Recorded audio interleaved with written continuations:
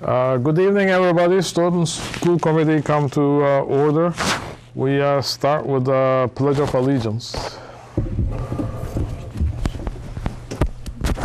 I pledge allegiance to the flag of the United States of America and to the republic for which it stands, one nation, under God, indivisible, and liberty and justice for all. Thank you. First on... Maureen, is that you? The first item on our agenda is the Stoughton High School student representative, Leslie and Adam. Adam?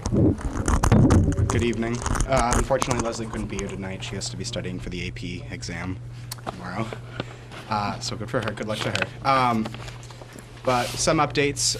The freshman class is going to be having a fundraiser at Buffalo Wild Wings on May 18th. So we encourage everyone to go support them. The sophomore class is doing a lot. We're trying to do a lot in the ending of the year. We just spoke to Miss Miller regarding the possibility of a teacher arm wrestling contest. Nice. So we're looking forward to that and hoping that it will get approved. Can the school committee members participate? If you'd like. Joyce? Thank you, Adam. Joyce said she was a cheater. Also, we're trying to plan a movie under the stars, possibly on the football field or on the West School Field complex, and we think that would be a good idea too.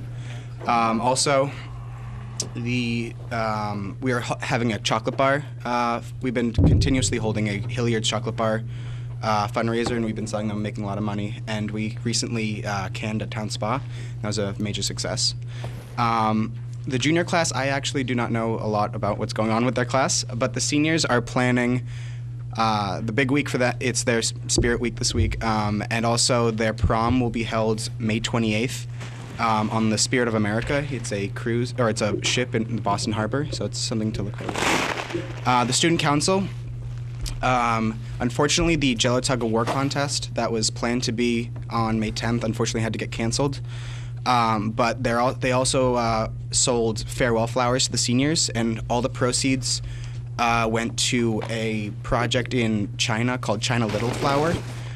It supports children in an orphanage in China who have defects of some kind, and so it's a good cause to have supported them. Another big point, too, is that there will be e-board elections for student council coming up, so we encourage all the student council members to participate. Also, this Friday is the SHS Spring Fling, which is something to look forward to. A lot of performing ensembles will be there, and that's also the night when the townwide raffle will have its drawing, so that's another thing to look forward to. Lastly, one more point. I know it's a big, some people have told me about it to bring it up later in school committee meetings near the end of the year, but there's been a lot of buzz about forming a lacrosse team, and many of the manager of the lacrosse team said that she'd be planning to write a letter, hopefully that I could read, to support their cause in a later school committee meeting. And that's all. Thank you, Adam. You did all of that without notes. Most impressive. Thanks. Very good. We have been getting a lot of emails from parents who are interested in lacrosse team. So we sympathize with that, and our vice chair, Ms. Enochian, is the focal point for that, and the parents and she will be making a presentation at the next meeting. The first meeting in June. Well, first meeting in June, okay. Any questions for Adam? Nice job, Adam. Thank you. Thank you, Adam. Next item on our agenda is public comment. I see Miss Pat McNeil.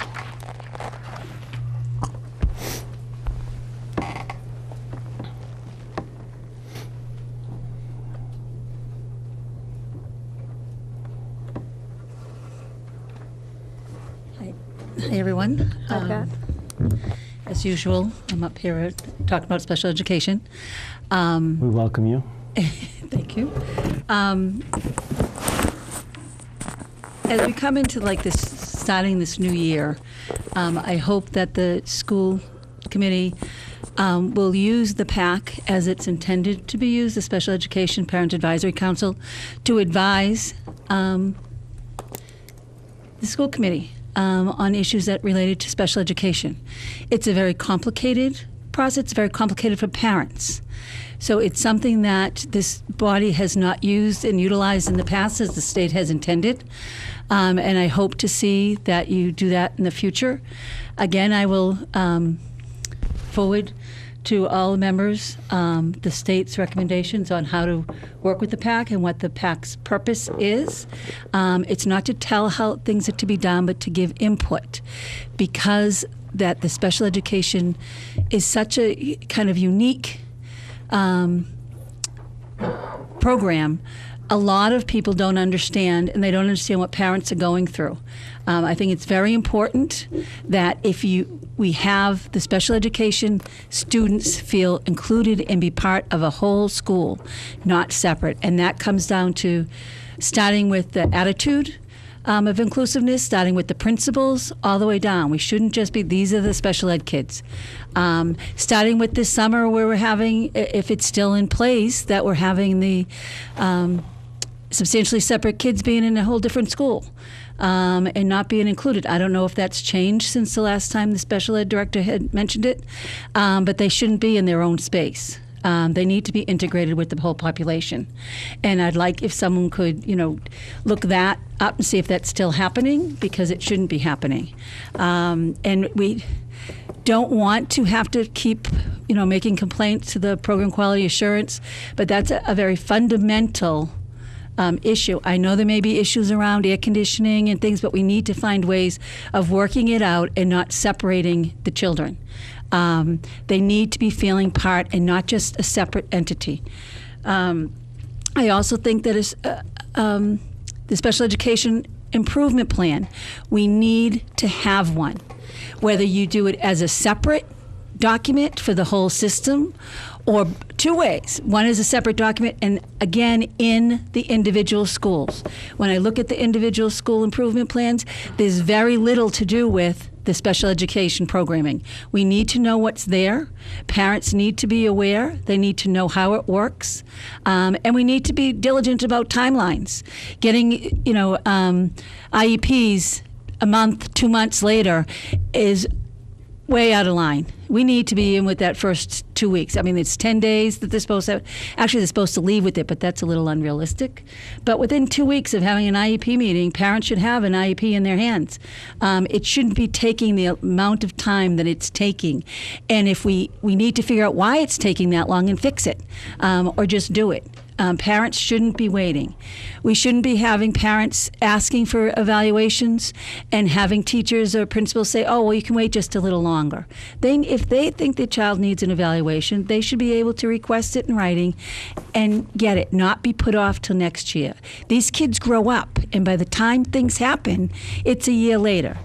I also would like to see what they're doing with kids with mental health issues and how they are managing that within the school system, because we may be doing a great job, we may not be doing a great job, but it's an area that needs a lot of attention. And I think our discipline, what are they called, our suspension rates are pretty high for kids with disabilities.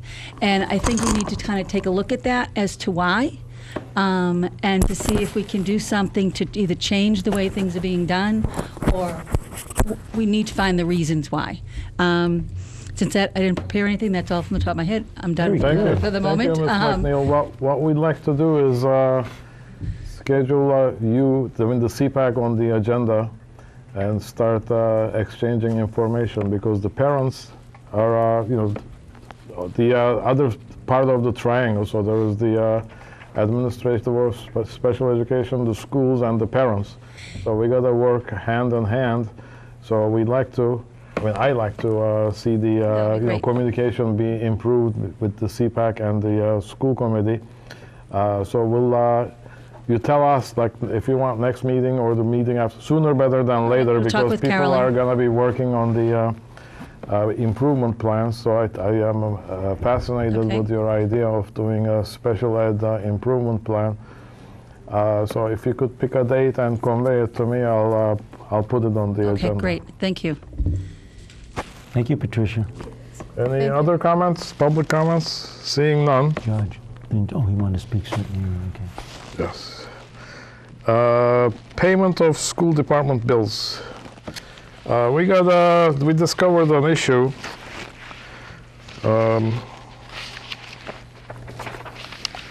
I printed the emails. There has been a chain of emails. We as a school committee members, we get these bill warrants, and dutifully sign them. And then we discovered that they were being paid before we signed them. So then we raised the question as to why we bother signing them. I mean, are we expected to rubber stamp on these payments? I mean, what's our signature worth? So we stirred up the pot. So I asked the town manager to send somebody knowledgeable on the town side to explain to us, because this is, a serious responsibility. There is the authority of superintendent to procure, which originally lies with the town manager, and the town manager, whether he delegated his authority to the superintendent or not, we don't know. Why are the bills being paid before the school committee signs the warrant, authorizes the payment?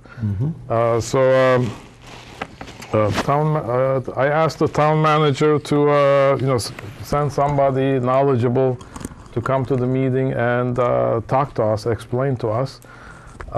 He had Bill Rowe send us the procedure, but I said, the procedure talks about what is being done, but not when things are being done. Like it says, the checks come to the school department, and then so I wanted to know, what's the procedure? Do you wait for the school committee approval before the bills are paid? So that's why I asked him to send somebody. He said, as far as I'm concerned, this addresses your question. He's here right now, so if he wishes to address the board, we'll be delighted to hear from him. So right now it still stands that we are not signing the bills, and I just got a letter from Bill Rowe to Board of Selectmen saying that under the statutes and DOR regulations, all bills and payrolls must be approved by the majority of the school committee. An exception would be that the committee can appoint one of its members to approve payrolls. I have not yet signed the attached warrant since I have not yet received approval from the school committee. I will leave it to the selectmen's judgment if they wish to sign now or wait for school committee approval. I will attach a copy of the approval to the warrant when received. Please contact me if you have any questions. So that's where we are.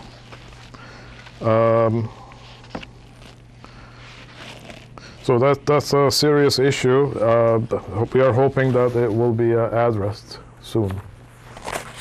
Any discussion on payment of school department bills? Yes, Oh, yes, ma'am. I mean, Ms. Husseini. that's fine. I'm not sure why it is, though, that you are not signing the warrants based on just the grounds that the selectmen are signing when the bills are being paid. We still have an obligation to sign the warrants. And I understand that you have a question with the process and how it's been played out, but I don't know that since Ed Reform, I don't know that any committee here has not signed the warrants. I continue to sign the warrants.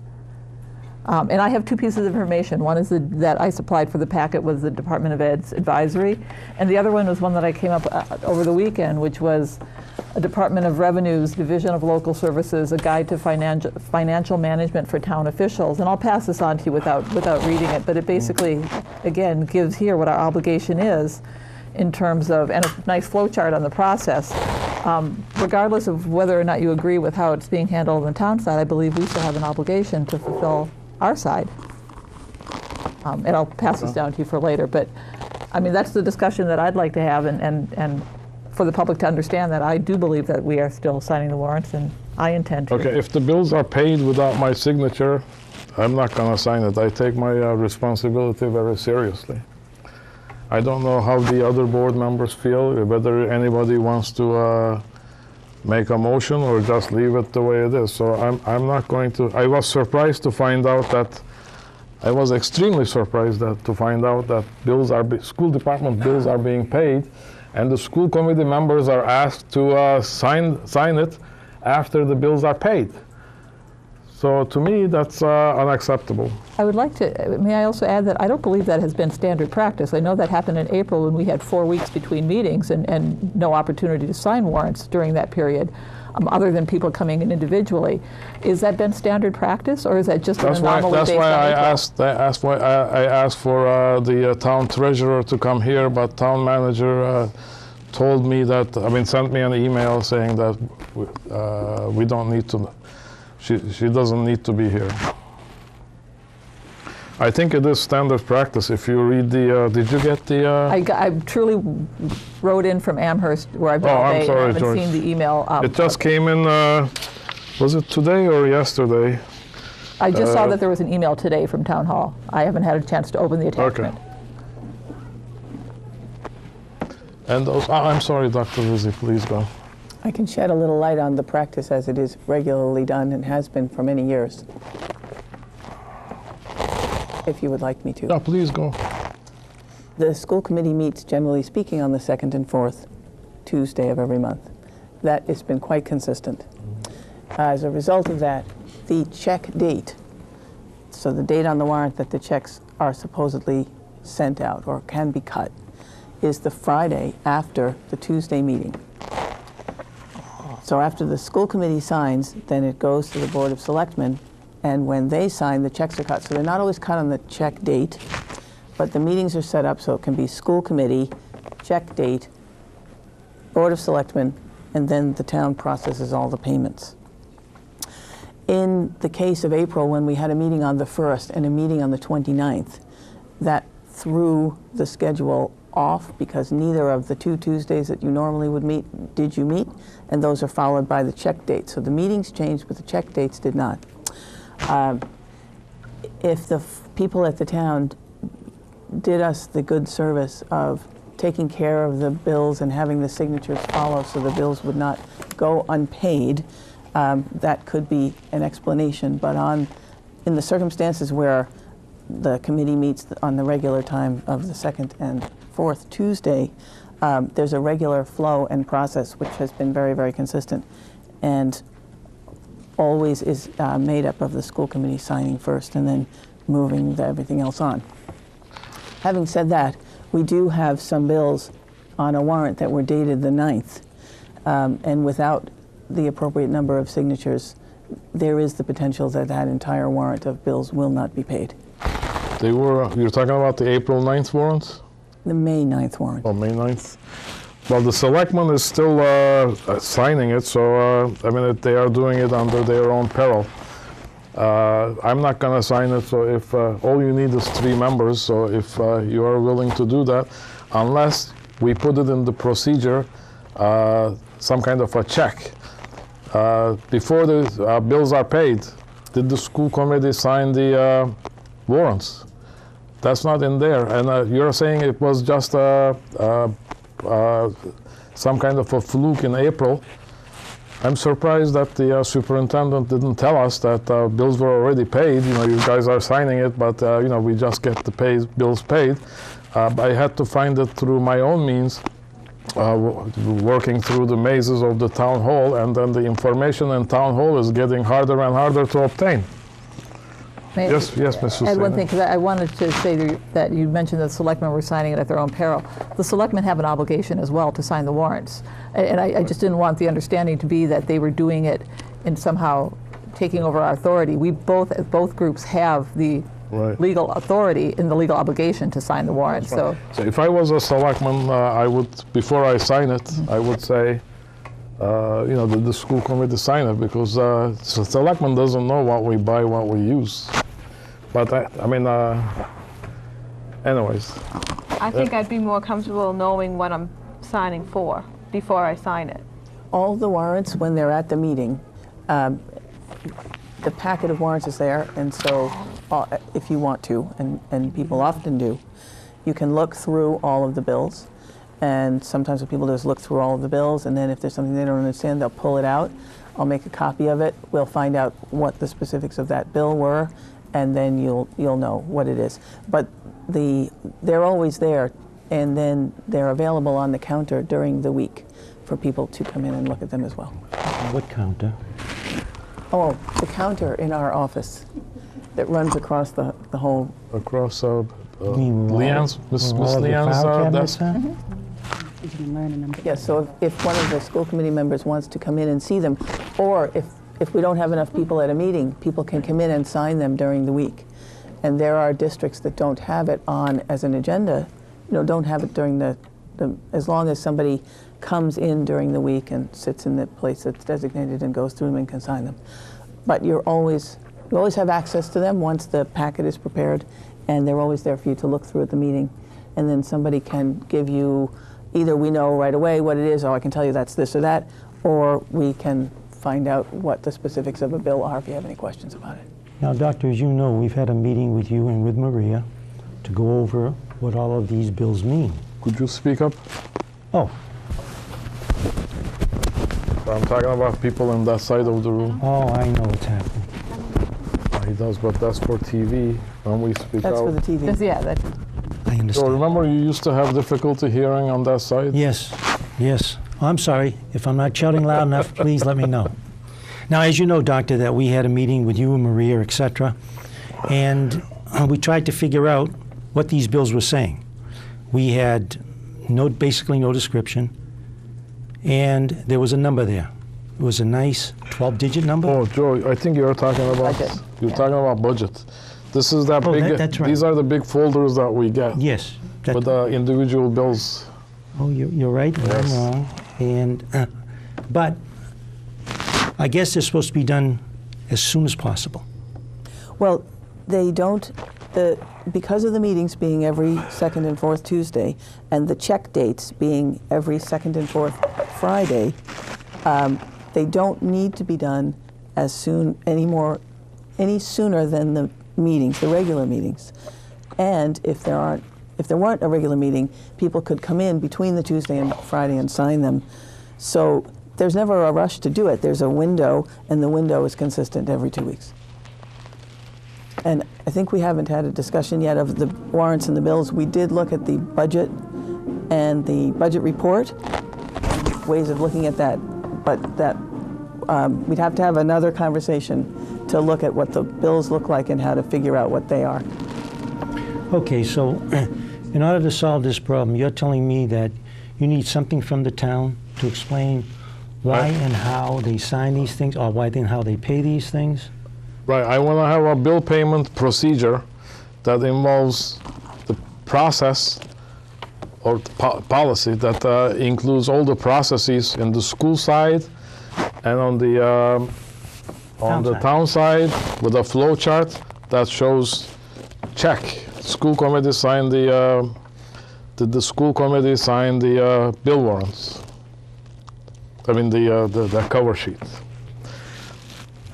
And basically, who should give us that? Would the town manager give I us that? think the superintendent needs to work with the town manager, and town manager needs to work with the accountant, business office, whoever, and also the treasurer, because there are several departments involved.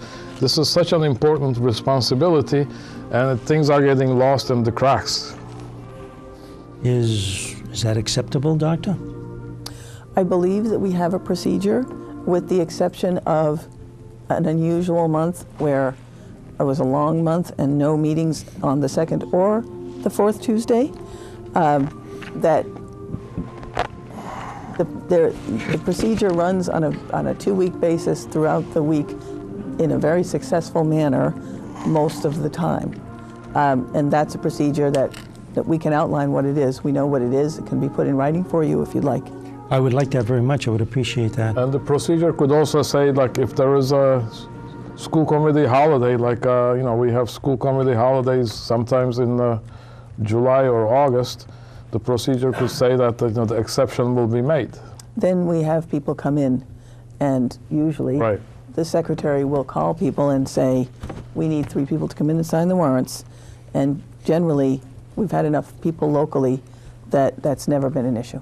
So the policy could also say that. Now, how many people sign these warrants? Is it one signature? Because I've only seen Joyce Husseini's Well, Joyce, signature on it. Joyce and Carol, I sign them. Okay. And there are spaces for all 5 school committee people. Okay. But it is only required that 3 sign. So you need a quorum to sign the warrants. Okay. Right now, Dr. Brown and Mrs. Husseini have signed them. So that's why you see their signatures on them. And the warrants await one more signature in order to be processed. Okay. Now, the other question I had was, I'm sorry, Joyce. I was going to ask what happens to the May 9th warrant at this point if we're waiting for a process, because we're in the cycle where those checks are going to be. Well, if you Distributed. if you read this Bill Rowe letter to selectmen, Could you, like I said, I haven't seen it, could you, well, it's only a couple lines. Okay. so he's still, the selectmen has not acted, and they have a meeting next Tuesday. So nothing is going to happen. I mean, they'll probably sign it and pay for it. Okay. So the question I had for Dr. Rizzi and the town manager, if he wishes to address it, is what is the superintendent's authority in procurement? How much authority did the town manager delegate to the superintendent? That's not actually an item on the agenda. And the last arrangement was that the superintendent does all procurement under $100,000, which 100,000? was the understanding for many, many, many years, was revoked for 2 years and has been reinstated, and that is the procedure that we currently use because it's much smoother and more efficient that way, among other reasons. Okay, so that's under $100,000 a particular, is there a category or any category? No, in areas of building procurement, I believe there is no cap. We're only talking about the things that are related to 30B. But procurement is a very difficult and complex area. And if you would like a kind of tutorial on procurement, it would be useful to have some time to prepare it. And Mr. Harding and I, and possibly some of the other folks involved in procurement, could take you through the process, I which think that will be very useful to... which is a big study, and not knowing that that was going to be part of the conversation, we didn't really do the preparation for that presentation today. Understandable. Sure. So, do you guys want to make a motion to update create a policy on payment that's on both sides, the town and the school committee, for the payment of bills under 30B? Sure. Or is it for all the bills? Okay, for all the all bills. of those, everything, right? I'd like to make a motion to establish a procurement policy under, would you say 30B? No, we said general. General policy for procurement and For payment of school department payment of bills. school department bills or warrants. Did you get it, Mary? Did you get it? Establish a general policy for payment of bills. That involves both town and school department processes. A second? I'll second. Question? Yes. How can we write a policy for the town? That's why they need to work together. But I'm not sure that this body can actually vote a policy that impacts the town side. Well, we'll vote it. We say we are not going to sign it until it's done, and it's up to the selectmen. I'm surprised the town manager is here and then not addressing the board. Yes. If I could just say, while these issues are being ironed out, there are many, many vendors who are awaiting payment for things that they sell us and for services. For instance, we have a contract with a company that services our fire alarms. If a fire alarm goes wrong or if there is an alarm in a building, that company needs to come on a 24/7 instantaneous basis. If we are in arrears with their bills, they have every right to tell us in a crisis that they will not come. Right. If we are, as we are right now, working on projects with the MSBA, and so working on the Hanson windows and on the west roof and on the door windows, and we're looking at a Gibbons project if it gets approved, and we're looking at a potential high school project. So the people that we are working with, the designers and the contractors and so on, they send us very regular bills and are very closely in touch with the MSBA. The risk of the school department being perceived as a deadbeat in the vendor community, or the possibility of the payroll not getting paid, I believe that the payroll will be paid because the consequences of not paying it to the town are too great. But as far as their authority to pay the bills without your signatures, their understanding is that they do not have that authority, and very, very shortly, bills will begin to go unpaid, and then we're going to have a difficulty dealing with folks that will be sitting there with their bill, and we won't be able to do our business.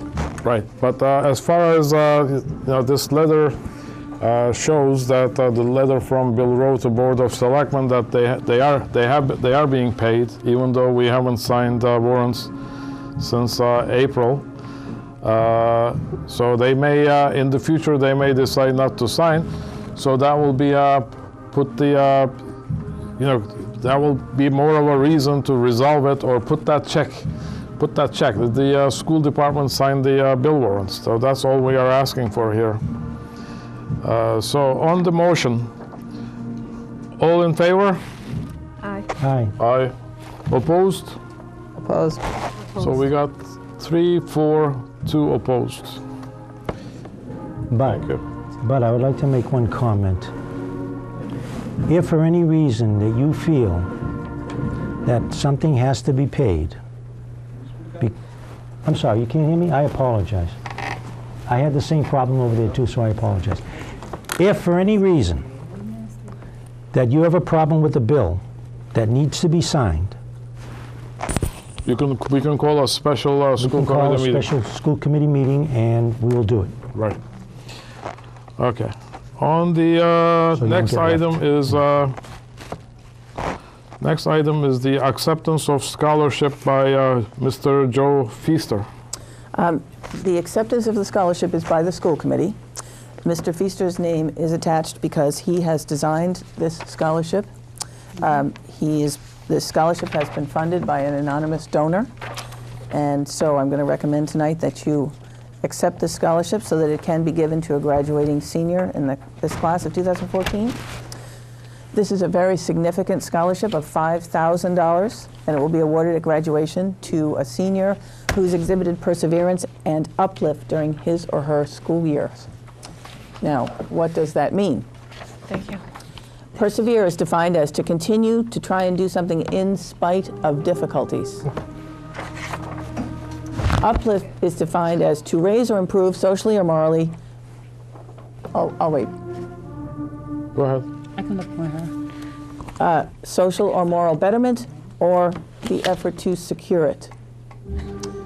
And the criteria established for the scholarship is an essay, and the essay should explain in 500 words how the students demonstrated perseverance and uplift in their academics or their social or school community or town life.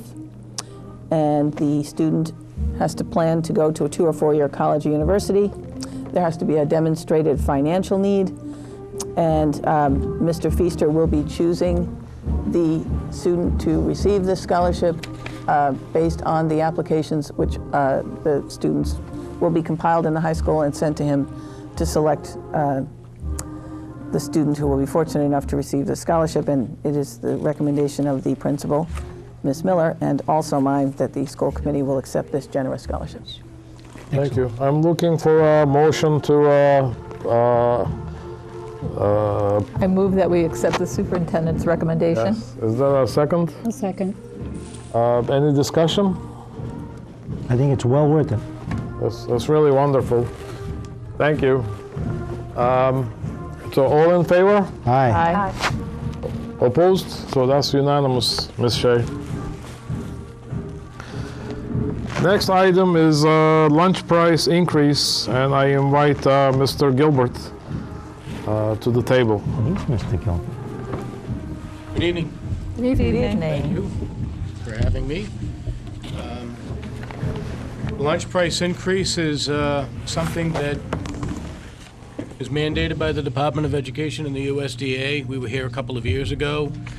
We need to get to a certain level within 5 years. We're getting there. We still have very affordable meals in this town.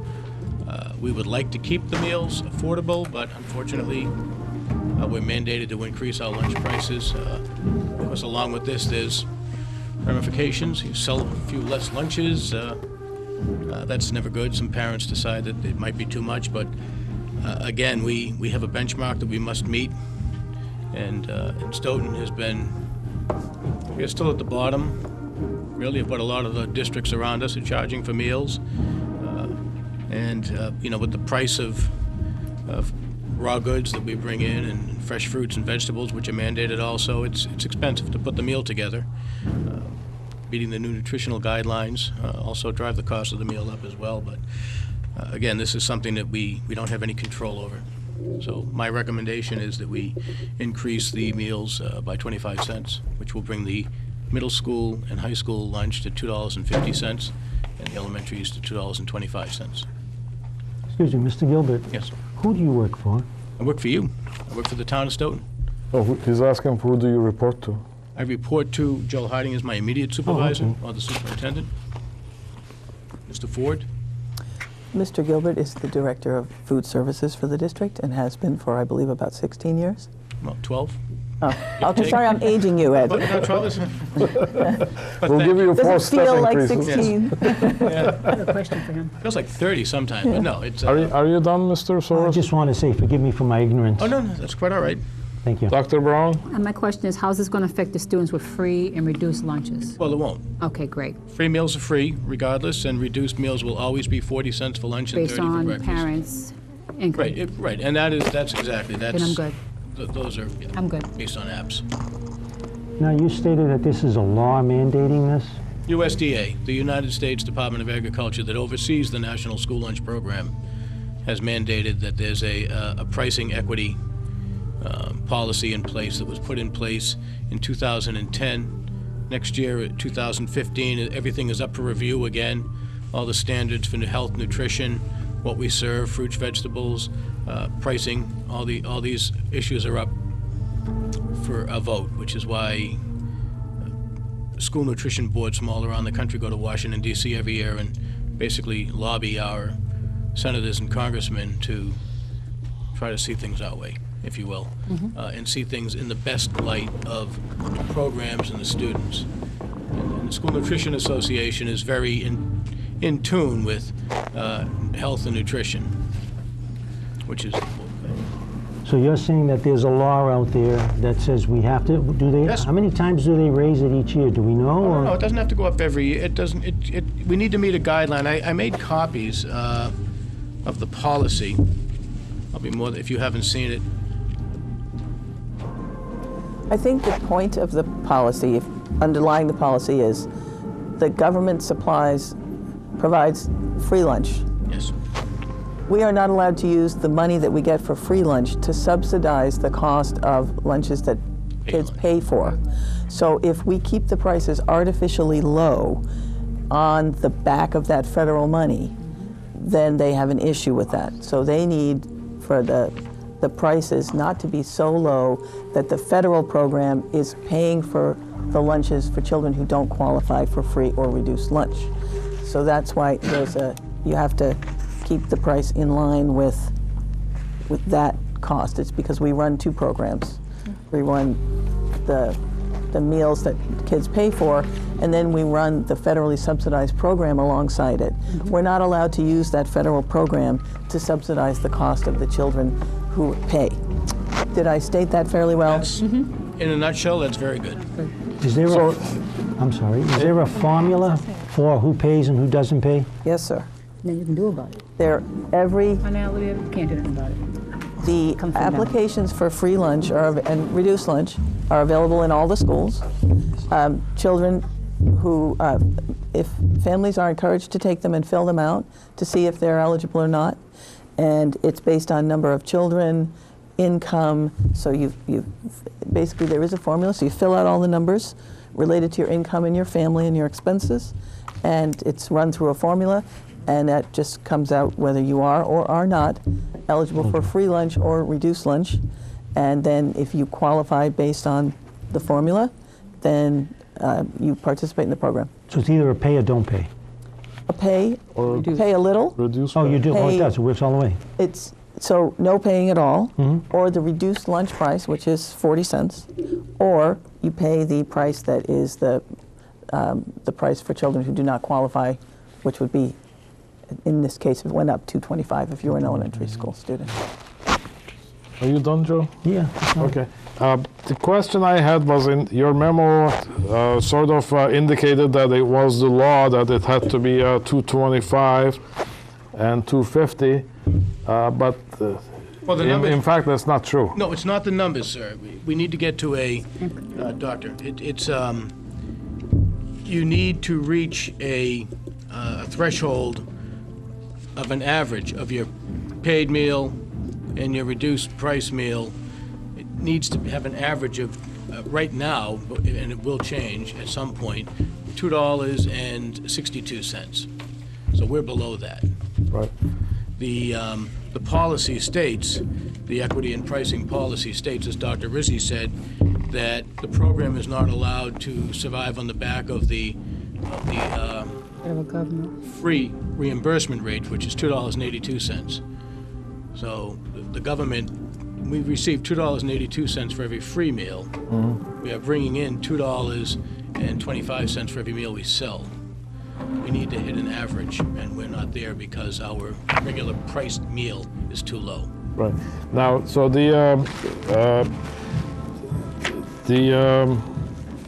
if this request of a 25-cent increase is not approved, that doesn't mean that we are not going to get all the subsidy we can, It could. and we could get part of it. No. We are audited. We're up for audit by the USDA and the Department of Education. Yes. Next year, we'll have a full-blown audit, the town of Stoughton. And part of that process, the process now, it used to be more nutritional than meals served. Now it's very financial. It's a lot of finances involved in a new audit. And part of it is, are you in line with the equity and pricing? Are you in line, this is a major component of the audit. And if you're not, then there are some consequences with the Department of Education in this state. Mr. Harding? They could make us reimburse them. Exactly. Yeah. For the portion that we are getting reimbursed for that. Would you say that again louder, please? They could make us reimburse the state and federal government. Yes. For the portion that we are covering with their money. So how much money are we getting from the federal government or the state? Varies every month. It's based on meals sold, number of meals sold, and the amount of days in school. So we are getting the difference between 225 minus 40 cents. No, we get so much for every free meal. Yes. We get an amount of money. Every reduced price meal, we get another amount of money. Every full-priced meal, we get another amount of money, and it goes way down. It's say a quarter for every full-price meal we sell. So what do we get for every free $2.82. So we get 282. That could change. Could go up. We want it to go up. And what do we get for reduced lunch? I believe it's 252 or something. 252. I can get And the exact how many lunches do you serve? per day. Yeah. It depends on. It's difficult today. We do a few thousand a day. Few thousand. At least 55 to 62 or 3% of the students buy every day. So let's say 2,000. And then what percentage is free or reduced lunch?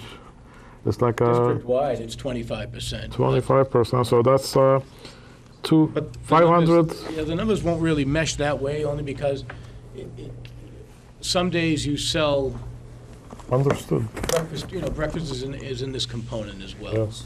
So we sell at roughly 2,000 a day, and then 25%, 500 lunches, and then 282 a piece. Also breakfast. So we are getting There's a severe need component as well for breakfast and milk for school. 83. 2 times 500 is $1,000. So we are getting about roughly $1,000 or $2,000 to $2,000 a day.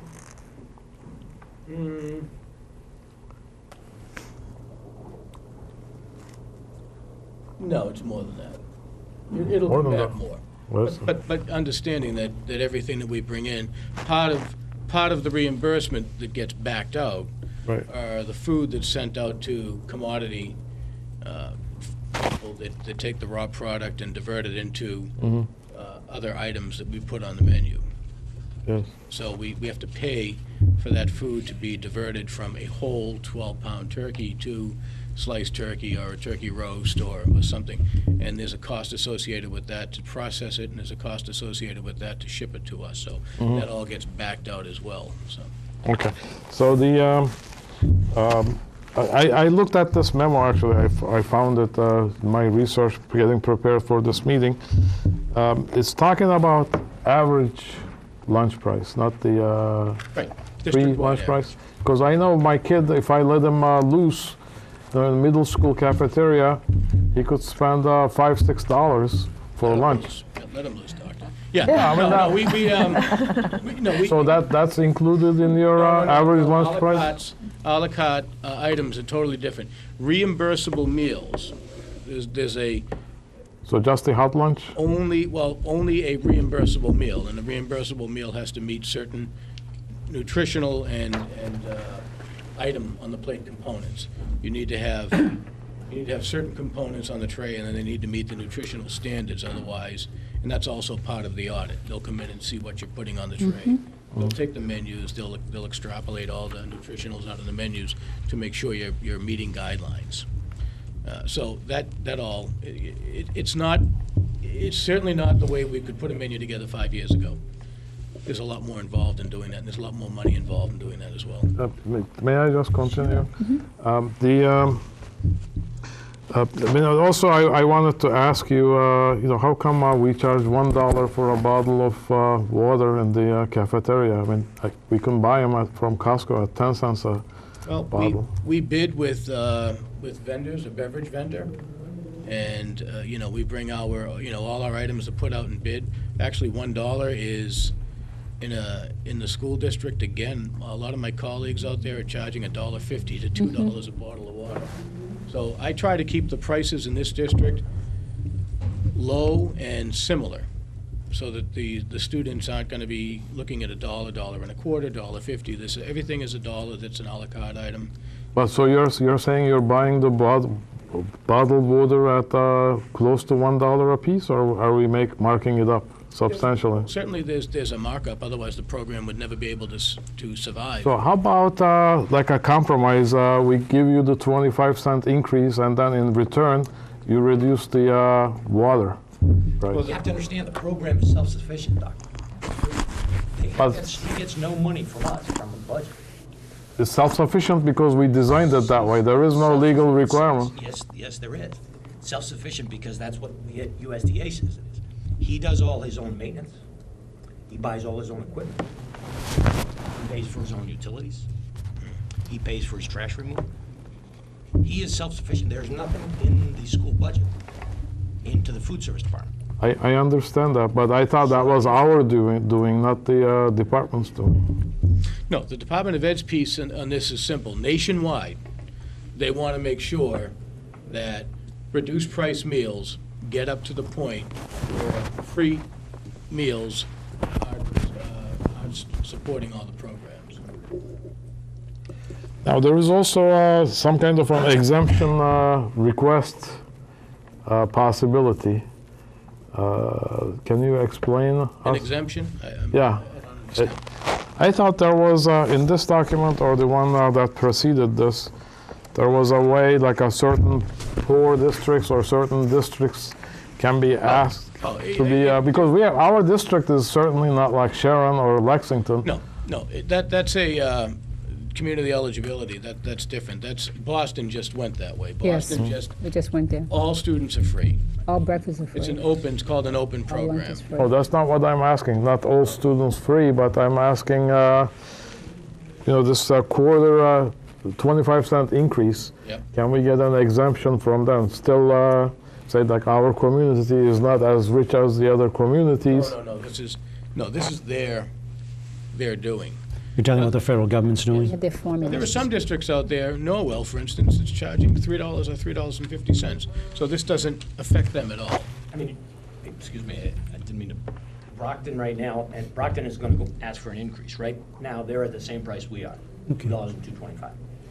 Randolph right now is at $2.25 and $2.50. Sharon, $2.50, $2.75. Canton, $2.25, $2.75. Easton, for some reason, charges the middle school and the elementaries $2.90 and the high school $2.65, excuse me. Can you use the microphone?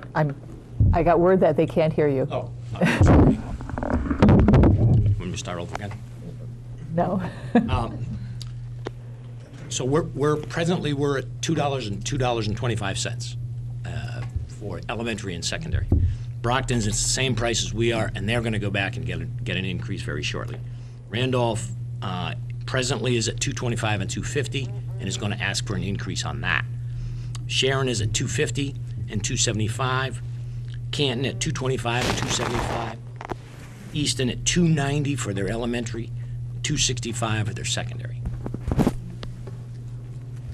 So what we're asking for and what we're coming up to, basically all the districts are doing the same thing we are. Slowly coming up to what the federal government is requiring us to do.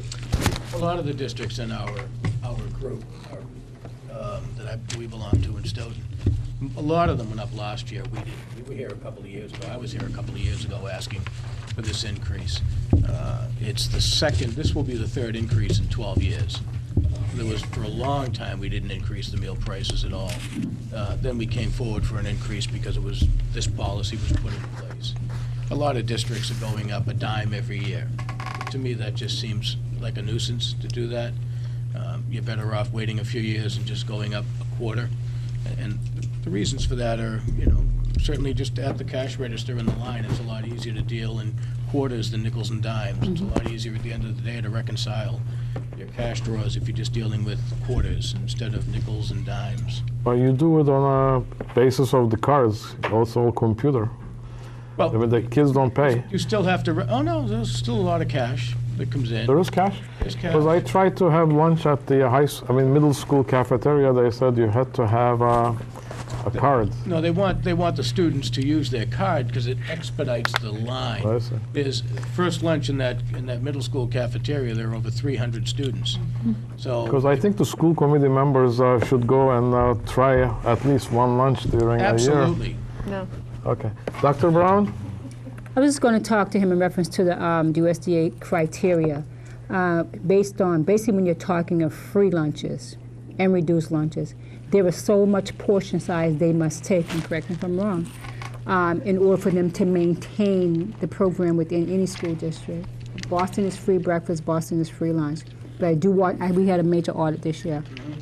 And they came in, and if it was a plate of food, a plate like that, there was supposed to be so many servings on there, otherwise the district was held accountable for not feeding them nutrition and milk.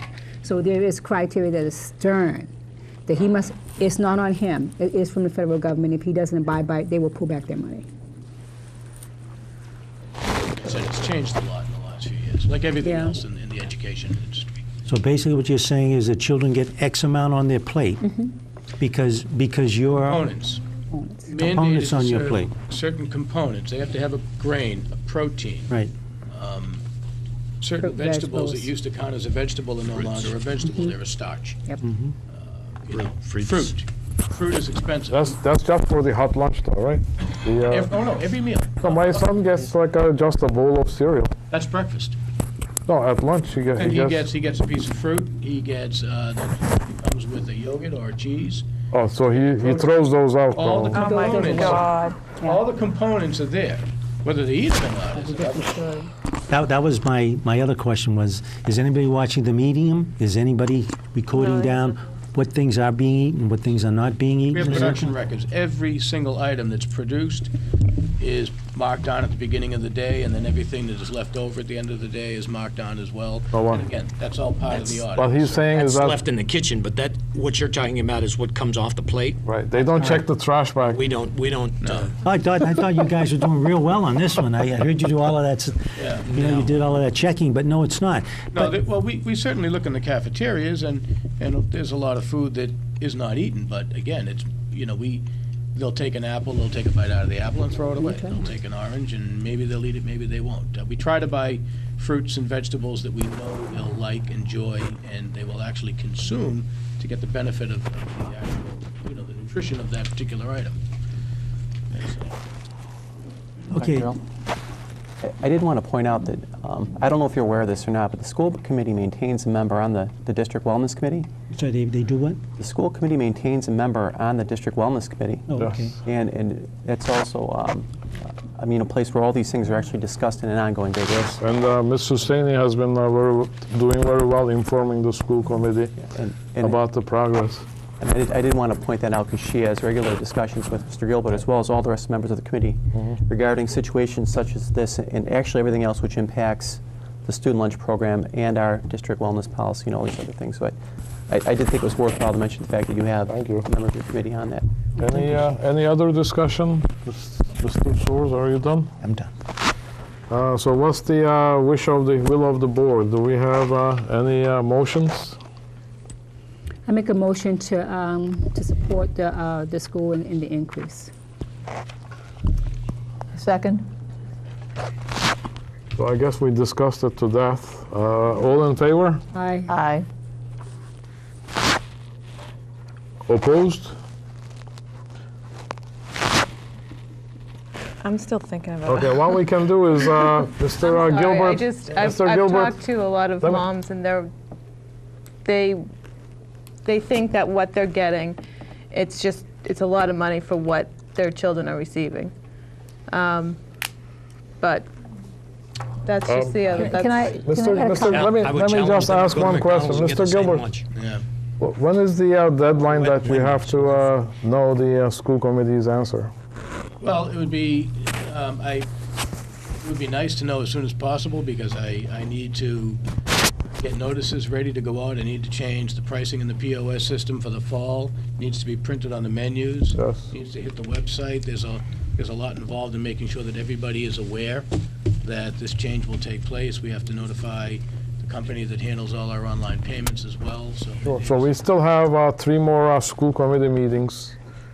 So if we defer the vote, I mean, you certainly came and presented your case. You don't have to come to the next meeting, but if we take it under advisement and vote at the next meeting, that wouldn't really kill you, would it?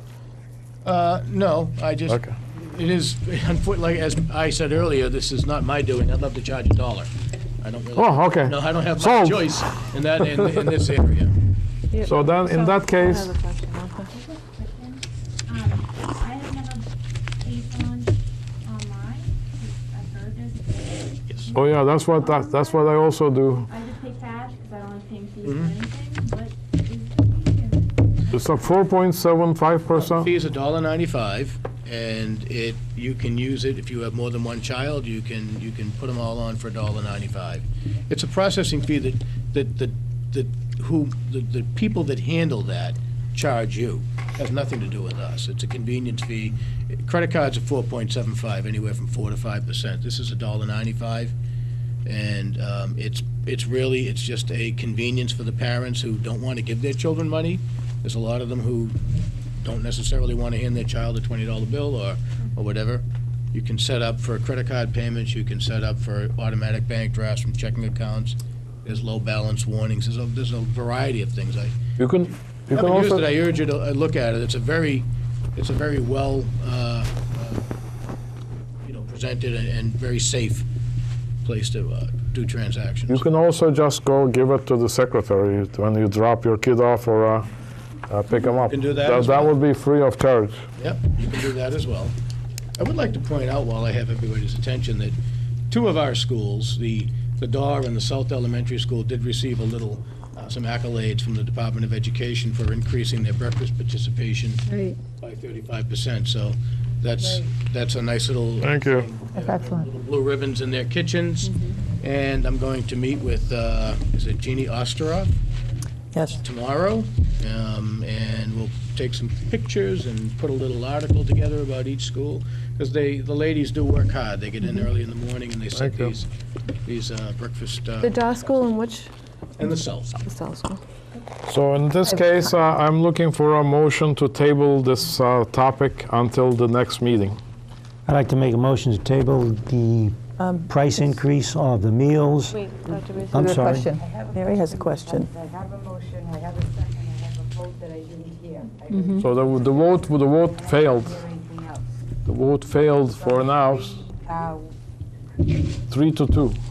Or did you? I wanted to find out more information. So that's why you vote So- negative now, and then we'll table it. We'll do it next meeting. Mary, did you get that, Mary?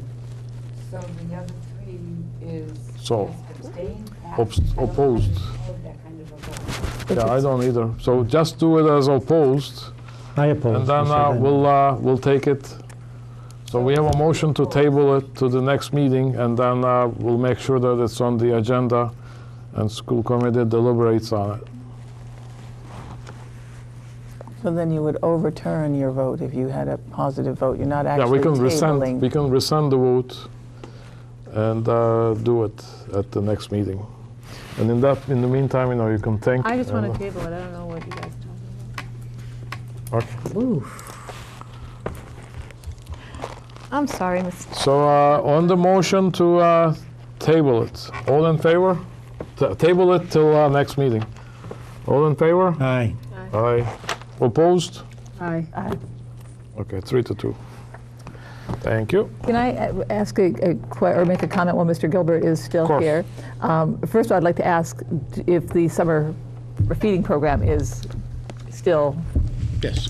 so that will be Underway. We're setting that up as well through the Department of Education, getting all our applications. excellent, because I didn't know how long the duration of that grant was. I know you've been doing it for several years. And the last thing is for the new committee members, I'd really strongly encourage you to meet with Mr. Gilbert as soon as possible.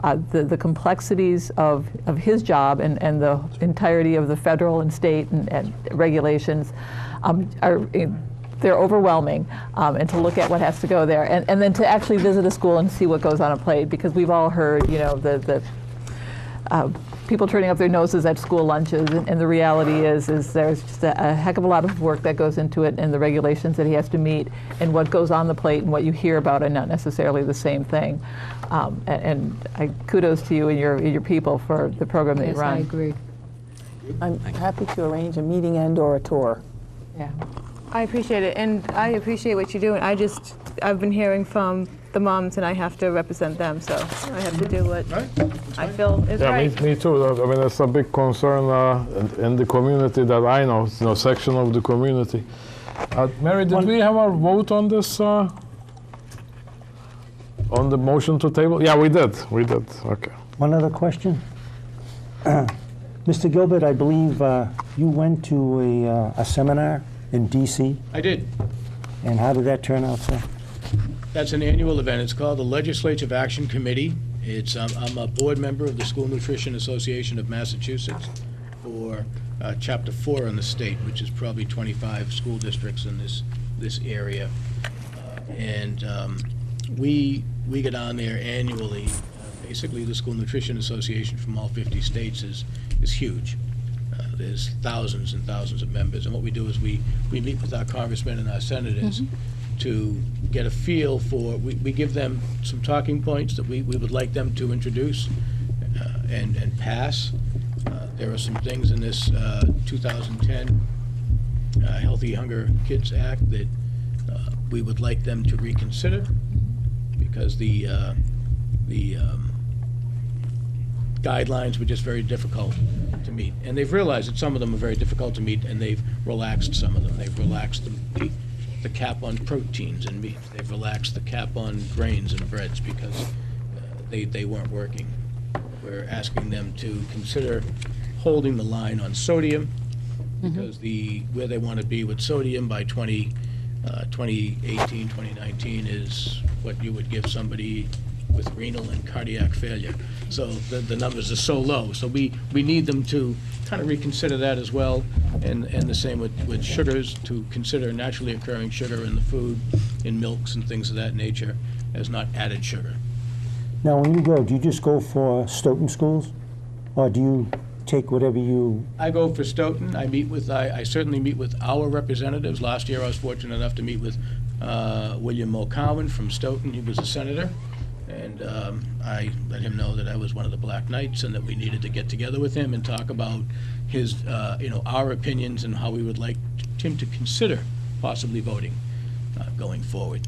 This year we met with both our states, U.S. senators, and we met with all 8 now congressmen down in Washington, D.C. as our Massachusetts Association, our Massachusetts group. It's a very hectic couple of days. Now, I'm going to ask you a difficult question. I'm not sure. What do we get out of this? What Stoughton would get, basically what the rest of the state and the country would get, which is reform to a bill that that has a national effect. Now, when you go there, do you talk to them about the amount of food that the kids actually dump, or? Oh, sure we do. Well, we talk about plate waste. We talk about plate waste. We talk about everything that I talk to parents about, teachers about, students about, my staff about, administration about. But they're not necessarily informed as to what, they might take a vote on something and not realize what the unintended results down the line for that particular vote may be. The expenses for that trip would go to that self-sufficient lunch account? Food service revolving account. Yes. Thank you very much. I appreciate Thank you. that. Now, we still won't release Mr. Gilbert on item number 6, meal charges and debt policy. Okay, we're asking the committee to consider accepting this draft as a policy that would go in the policy book, and that it would be something that is, there isn't anything in the book at this time. So, we just feel that this is a policy that needs to be, and again, we were encouraged by the USDA as well as the Department of Education in this state to encourage all districts to come up with a charging policy and get them into the policy book. We're here this evening. One of the things we did was review numerous policies from other districts to get an idea of what the range of items that what other districts do in dealing with debt within their district. A lot of districts, to be honest with you, reduced the lunches that they provide to their students. They gave them cheese sandwiches, they give them fruit juices when their debt reaches a certain point. The intent of this policy is not to punish the student. We don't feel it's the student's issue that they do not have the money or are not providing the funding to pay for their lunches. We feel it's the parent's responsibility. So that's where this policy goes. Essentially, we do everything on this policy except for number 5 at the bottom, and that's what we want to bring your attention to. When a parent or a family or student reaches a limit of $100, we are proposing to go to small claims court and place a claim against that family for that money. The Food Service Department obviously has to pay for those meals up front, expects to be reimbursed just like, as I mentioned, McDonald's, Burger King, any restaurant expects to get paid for their services. The Food Service Department within the Stoughton Public Schools expects the same. So. Before I open it to the board, I have a procedural question. So this one says Section 2, business and non-instructional operations. It's just, so this policy we don't have yet. right? That So this is would going to be new. That would fall within that section. So what we should do is, unless you need it really like yesterday, for new policies, we have a policy. Which we have a first reading, second reading, and then adoption. Did you have a reading on that policy?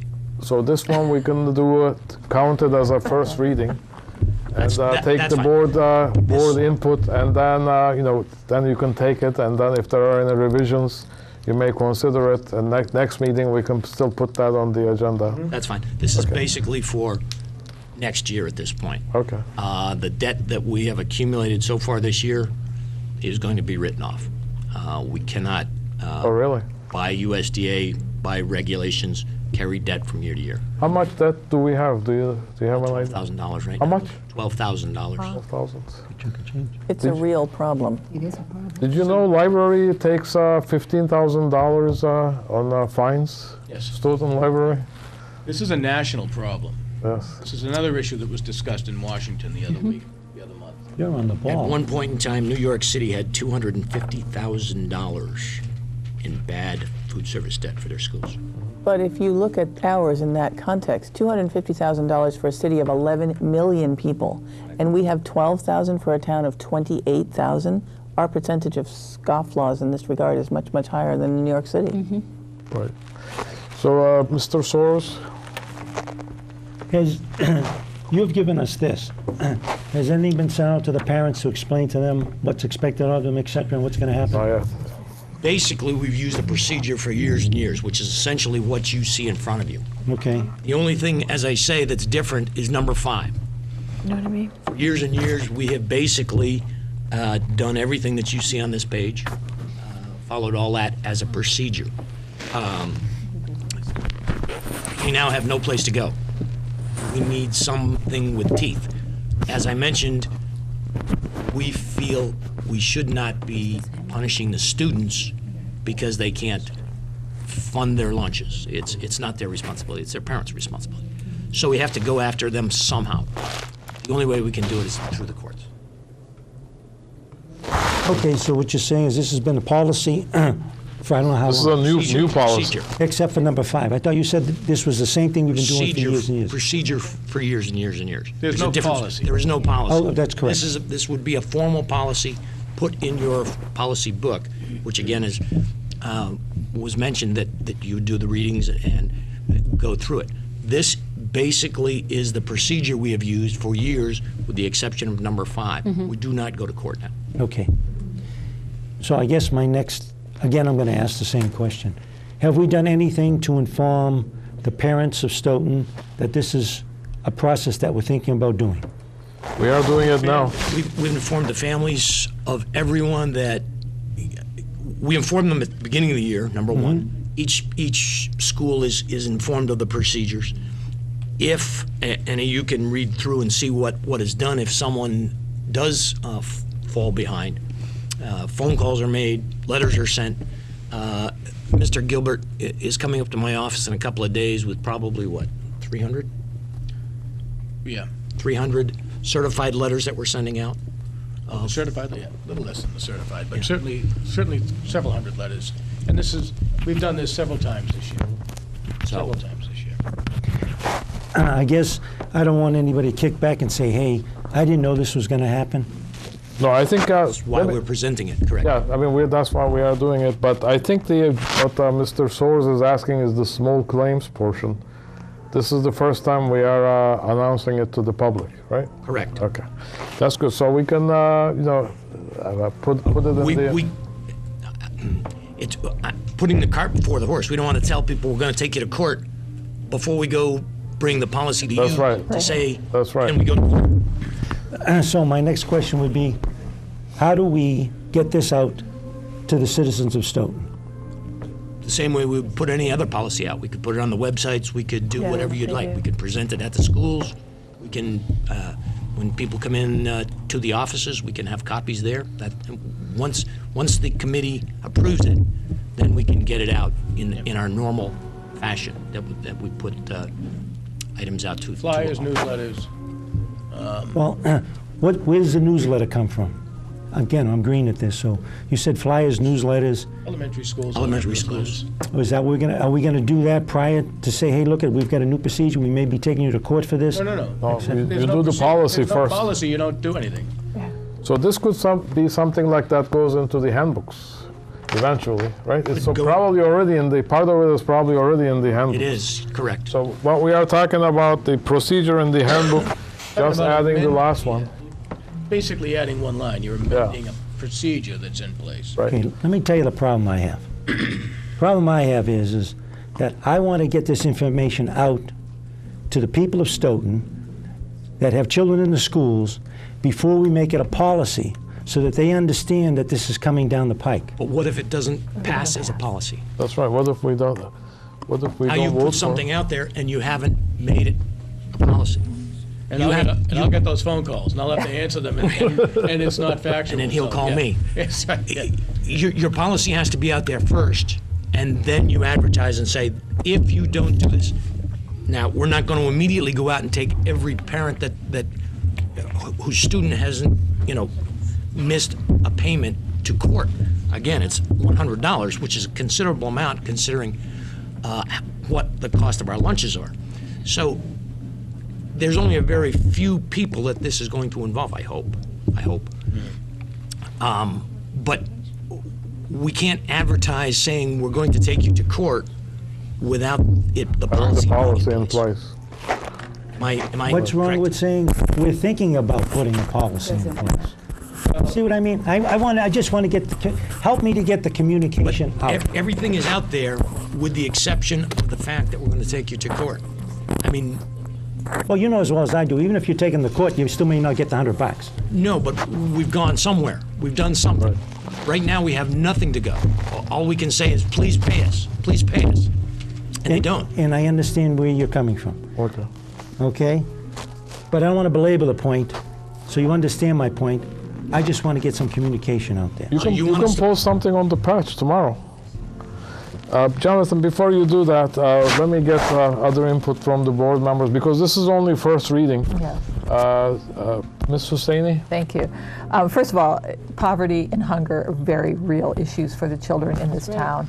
And it's heartbreaking to hear that this is what we have to do and what we have to address. So, number one opportunity just to plug the free and reduced program again, there's no shame in it, there's no stigma in it. It is feeding our children. And it also comes with a number of other things that people may not be aware of, including reduced cable service or internet service from Comcast and a number of other things. So that's the plug on that. But what I'd like to ask is, I look at this policy and you talk about a charging limit of $10 or $6.75, yet you also talk about people being in arrears for $30, $40 and above. So if you could explain for me, in case I missed it, what it is we do when a child is past that charging limit. Past, what, when we bring them to court? No, it's In general? In general. Well, I mean, if you have children in the school system now and you've fallen behind, you'll see a little yellow envelope Yep. go to your house, and it's got the balance on there. And they go out pretty regularly from all these goes out from. Yep. They go out very regularly to all the homes from all the managers in the cafeteria. That's part of their afternoon tasks. Sure. And in some buildings, it's a lot of work, and other buildings, it's not much.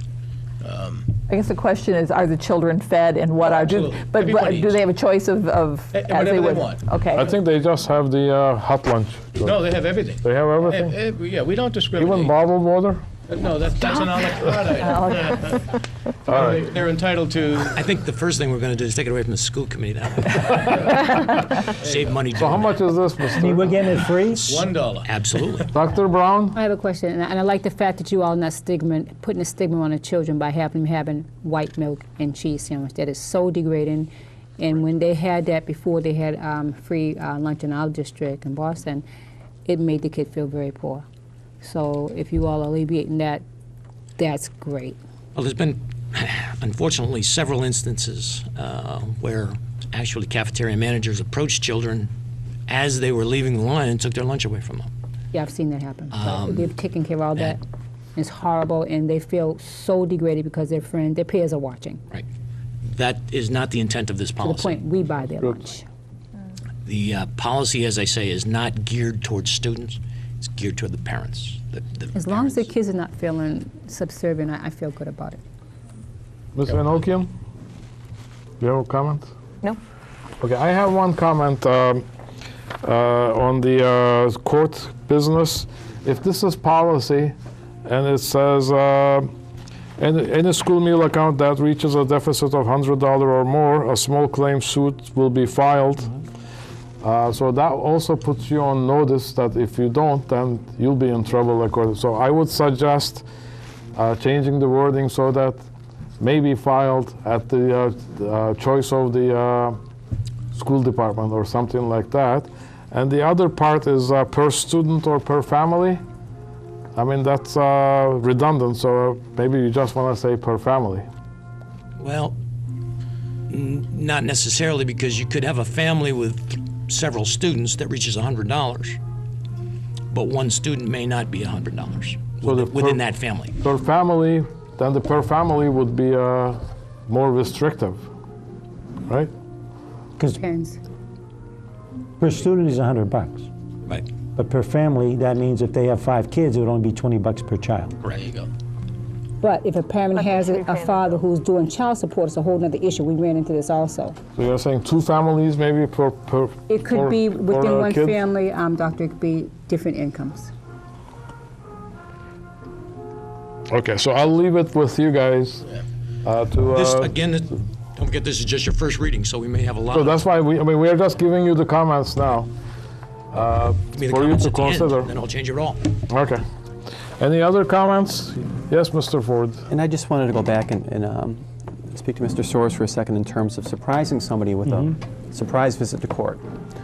If you look at this, there's at least 6 instances where that family would be contacted with regard to this debt. In the other pieces, when we send notice, generally with regard to a legal proceeding, we take into consideration due process. So generally, when you get a note saying that you're here in this process, the next piece of the puzzle is explained to people. And I would imagine in this case, as you saw an escalation in terms of the amount of money that was on the account, there would be a notice at the bottom or someplace encompassed in that letter stating that if we get to this point, you know, there is this additional consequence which may lead to action being taken in court or a filing. Nobody would ever be surprised by a notice to parent in small claims courts with respect to a policy like this if the school committee chose to put it in place. There would be no surprises for anyone. And at the second reading, I'm going to ask who will be doing the prosecuting these. It's the clerk that prosecutes. Which clerk? Clerk of the courts. Well, when you have a small claims court, there has to be somebody from the school department that goes and puts the case. We present the case. It would be either that would be you, either Mr. Gilbert or myself would go to the clerk. We've already spoken to. I've already spoken to the clerk, and there to address your issue also is the clerk before he is going to issue any type of action against anyone is going to want to see what we've done up to that point. So we have to present steps. So that's going to take some time too? No, well, right. I mean, this is not going to be, we're not going to be jumping over to court first day of school. So let's move along for the sake of getting our agenda done before sunrise. I agree. Too long. Item number 6. It's item number 7. Thank you, Mr. Gilbert. Thank you, Mr. Gilbert. Thank you Thank so you. much, Dan. Have a good evening. Very informative. That sounds nice. I know. Student transportation policy, Mr. Harding. I'm sorry, which one are we?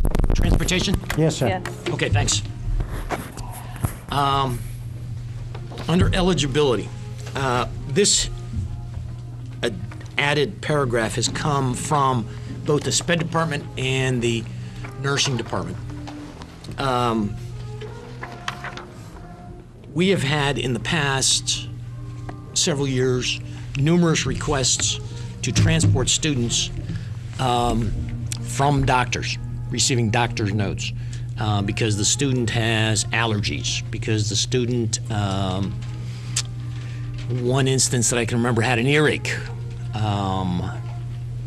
in those situations, basically what the parents are doing are going to their family doctors and getting notes asking the doctors to give them these notes to get the child on the bus free of charge, with no cost.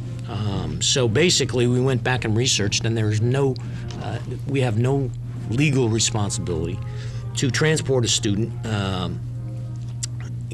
with medical conditions. It's basically the parent's responsibility if a child has a medical condition. The only issue would be is if the child is with an IEP or has an IEP. Then the situation is changed and the student can be put on a special ed transportation or special education vehicle with a monitor and dealt with in that case. Speaking of with Mrs. Small and Mrs. Tucker, and with the bus company, have spoken with all of them. The bus company was deeply concerned of these students being on a large bus if there's an emergency. For instance, if a student has a broken leg or a sprained ankle or something, or is on crutches, and there's an emergency and you're trying to get 70 other students off that bus while the student in front of them is on crutches or hobbling down the aisle, it's very much, it would hold everybody back. So there was a major concern with that. So, but it's basically, the procedure is that if a student has a medical issue, they can go to the SPED department. The SPED department will review it. The director of nursing will review it. If it's an issue that they feel the student does need transportation for, student will be provided transportation on a special education vehicle.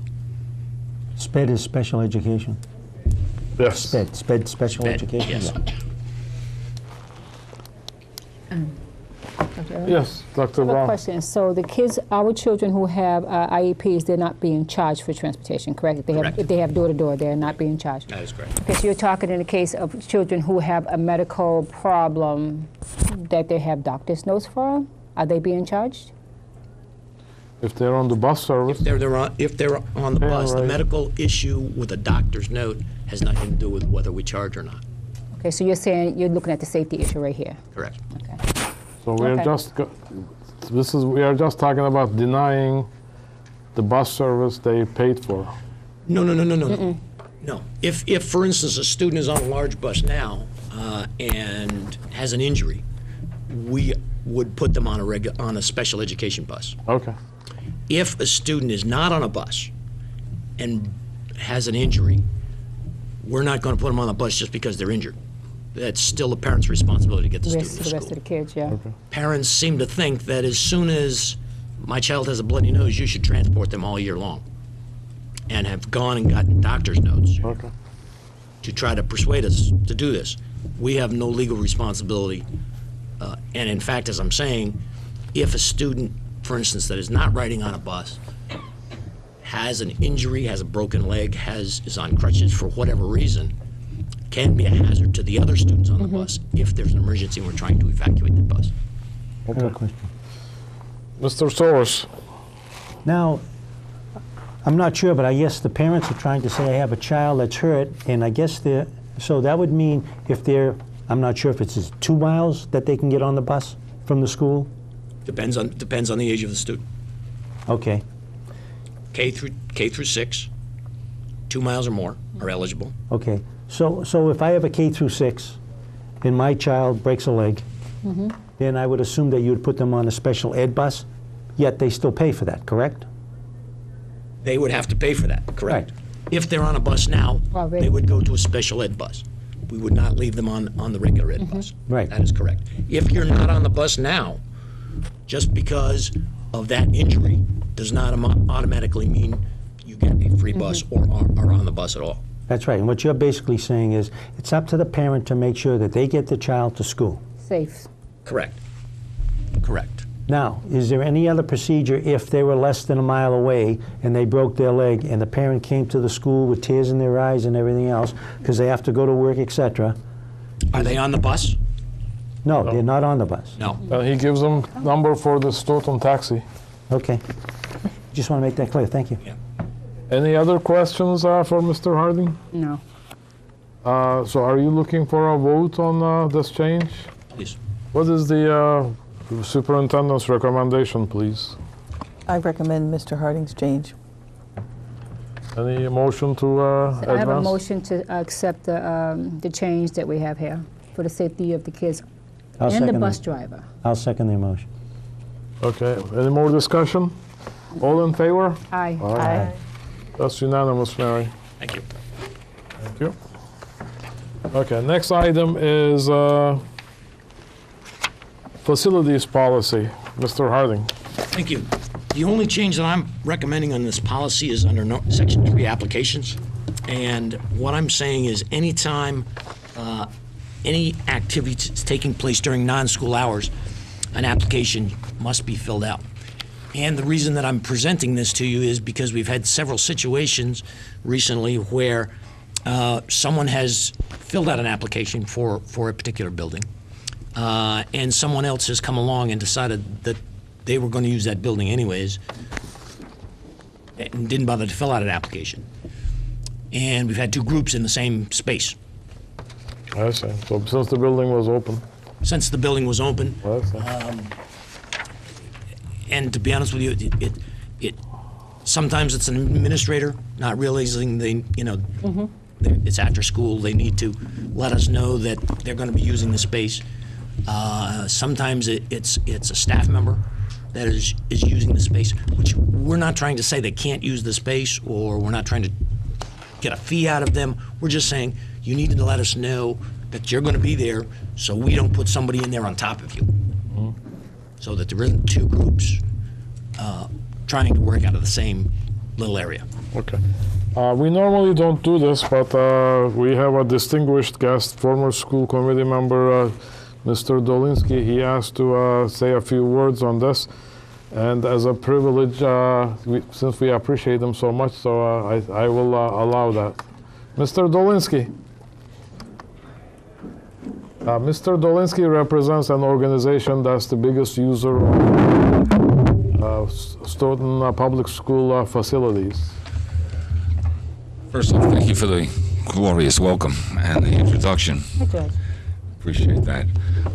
First off, on Joel's request on Section 3, and I happen to agree with this wholeheartedly. Being one of the largest users, as was stated earlier, a lot of people have come to us asking to use the facility since we're in the gyms on Saturday to do something else, another registration for That's a another way for group. you, Stoyak, to make money. No, we don't sublet. Sublet. We don't sublet. Not allowed. It's in here somewhere. No subletting. The key is that I've made it a point when they come to me to refer them back to the facilities department. Okay, and I think this is something that should be approved, and we also agree with what's being stated here. The question I really had on the facilities, and first off, let me just say this: Stoyak has used the gyms for going on 51 years now. Stoyak started as a program started with educators and businessmen, and basketball program was the first activity actually started and using the facilities, and that's going back a long time, even before my time. Right. The question I had really was in the hourly rates that are being charged to us. The $38 an hour is about a 12% increase over the previous rate of $34 an hour. George, I'm going to rule this out of order because that's not being discussed here, and this policy was revised when you were on the school. It was never accepted, sir. It wasn't? It was not accepted. If you check Oh, it back, wasn't? it was not accepted. Okay, then, it was tabled. And therefore, being on the committee, I could not represent an Okay, that's a organization, good nor point. can I give I didn't representation. recognize that. I appreciate that. If you check back, I know I'm right. You're always right, George. No, not really.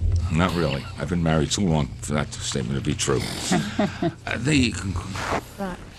Very smart. No, it came back. I think we're both wrong. I think we're wrong because it came back. Caucus for a second. George, in the interest, George. Mr. Dolinsky.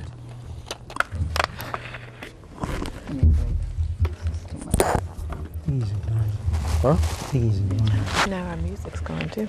In the interest of time, should we table it to the next meeting and then we'll have you as on the agenda? Well, if, The request is that you approve the one sentence that I'm asking to add. But that would reset the date on the policy. I appreciate Mr. Dolinsky's concern. But he and I are going to let me work with Joel on this, and I would agree with Joel, and I think basically the Section 3 should be approved by the committee. So let's do that, and then if you want to put it on the agenda for next meeting, let me know. I'll do that. Okay, any questions on just the highlighted one sentence here? Where is it? Section 3, the top of it. What page? First page.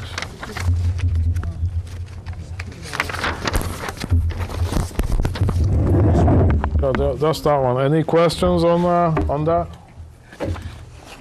Barring none, we are looking for our motion to. What does the superintendent recommend? I recommend this change because it's, we need to have it on a central calendar, every room that's being used and when. That's the only way Margie can actually assign rooms to people without there being confusion. So it is an extra step for a principal or a staff person to just do one little thing in order to make sure that it's registered on the central calendar that they're going to be using the room. So I think it's worth doing it. Thank you. The application is available online. Okay. Do they know how to get to it? I do. Do they know how to get to it? Oh, that I can't speak for. That's right. I do. I fill out 14 of them, I should know. Okay, what's the will of the board? Move the superintendent's recommendation. Anybody second? A second. I'm sorry. No, go ahead. Okay. All in favor? Aye. Opposed? Unanimous. Thank you. Item number 9. 9, extended school day policy, first reading. Mr. Ford. This is the policy that I requested that allows us to implement one of the components of our triennial district improvement plan. And what this policy does is it authorizes the principals to create an extended day program and basically have a compulsory attendance component of that program.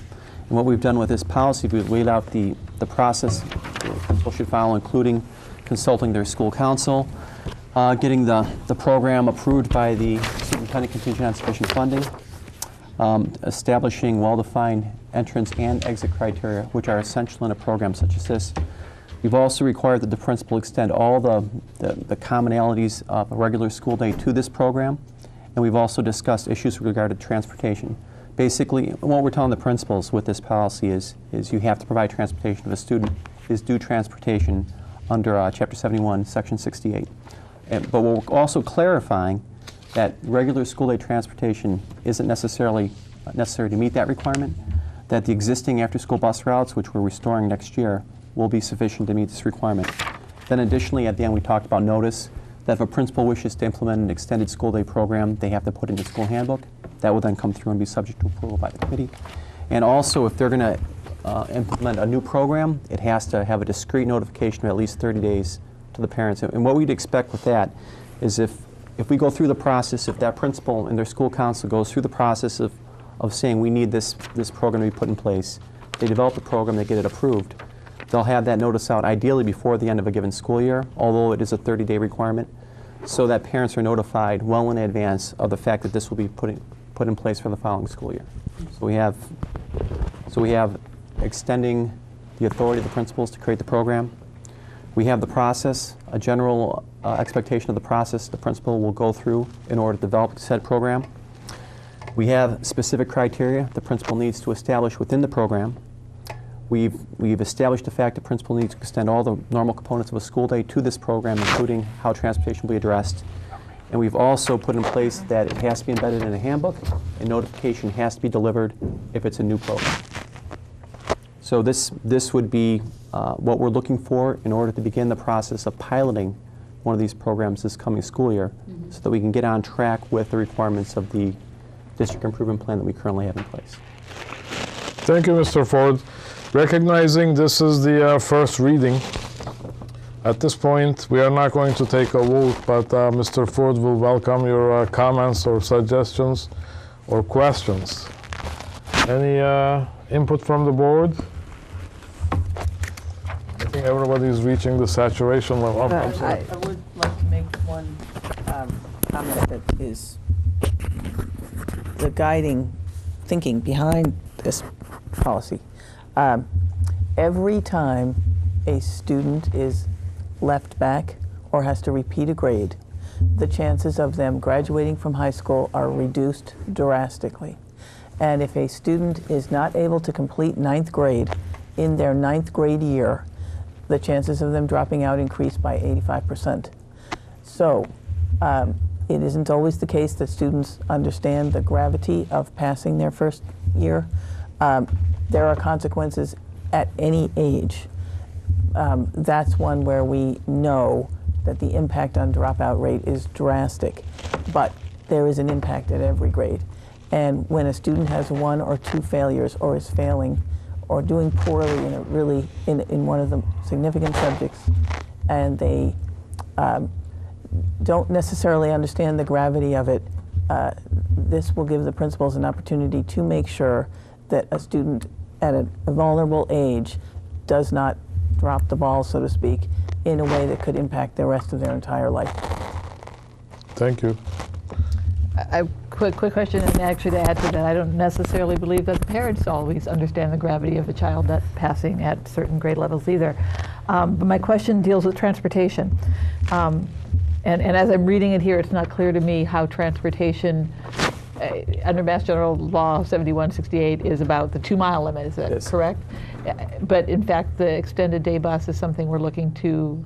We're online this coming year. Okay. And basically what we're saying is if a principal wants to go through the process of designing and implementing one of these programs, and a student takes the bus to school, the principal has to ensure the fact the student has a way of getting home. Okay. But what we're not saying is we don't have to put a full busing regime in with the same stops. We're saying that if we have at the high school and middle school, we're looking at having 2 buses next year. If one of those buses can meet our requirements and get the kid pretty close, maybe not drop them off at their house, it still fulfills our obligation of providing transportation. Because if you wouldn't be able to hold one of these programs if we weren't getting the kids at home at night, because we couldn't turn around and tell the parents, we're going to extend your school day so that your student can't take the bus home, and oh yeah, by the way, it's your responsibility to come and pick them up at the end of the day. It's just not fair and it's not realistic. So what we're saying here is we're going to have buses in place, and a principal will have to take that into consideration when designing a program. And if they're a pay and rise student, they're guaranteed a bus, a late bus home. If they're not? They are still guaranteed, right? Well, in this case, with the late bus, if we find that the capacity, if we're going to extend a school day, and we find that the capacity to provide students a ride home is exceeded by the bus, I would imagine we would come back and establish another bus. Because I think didn't we discuss this, the 3 of us, Ms. Husseini? Yeah, that's why I'm asking. And then so it should be in the policy to give them a sense of security. What ends up having to happen is if a principal in a school council, and what we're looking for is not for a principal just to come and say, I want an extended school day policy. We're looking for the process by which they develop their school improvement plan, where they do a needs assessment and a program evaluation. As a result of that, that should then come to the table as being an identified need. That school council should then work with the principal to identify how we're going to do it. And the principal would then be responsible for putting the program together and working out the logistics. Those logistics would have to include transportation for kids that are either entitled to transportation under the law or pay for transportation. In either one of those regards, we would then be responsible, that principal would be responsible for ensuring the fact that that's available at the end of the program. If that weren't available, I can't imagine that the program would make it past the superintendent in terms of her having to approve said program before being implemented by the principal for that school. Thank you. Mr. Soares. You had stated that they would either drop the person off at the house or somewhere in the vicinity.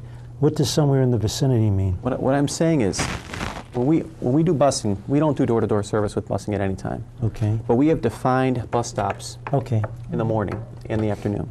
Okay. What we're saying is we can't guarantee that we're going to use the same bus stops at the end of an extended school day program. because we're looking at running probably 2 buses. Okay. So the bus stop may not be right at the say we had a bus stop in front of your house or 3 houses up the street. Okay. It might not be that short distance. It might be 6 houses or 8 houses up the street or around the corner. You know, I don't know for sure because we haven't determined what those bus routes are going to look like yet. What I'm saying there is we're not just going to leave a student standing at the front door of the high school and expect them to walk all the way out to Ames Pond at the end of the day. And that's not realistic. So we'll have the best route that we can. We'll ensure the fact that it meets the requirements of the law and our own requirements in terms of transportation. So that student has the ability to participate in the program and still get home and everything else. We're not putting an undue burden on the student or the parent in this And will case. the parent know where you're going to drop the child off? Sure. Okay. Yep, that'll all be established with the program. Thank you. Dr. Brown, any comments? Oh, she's gone. Ms. Enochian? I think it sounds like a great program. Okay.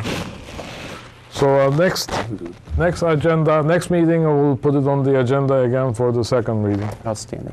Good. Thank you.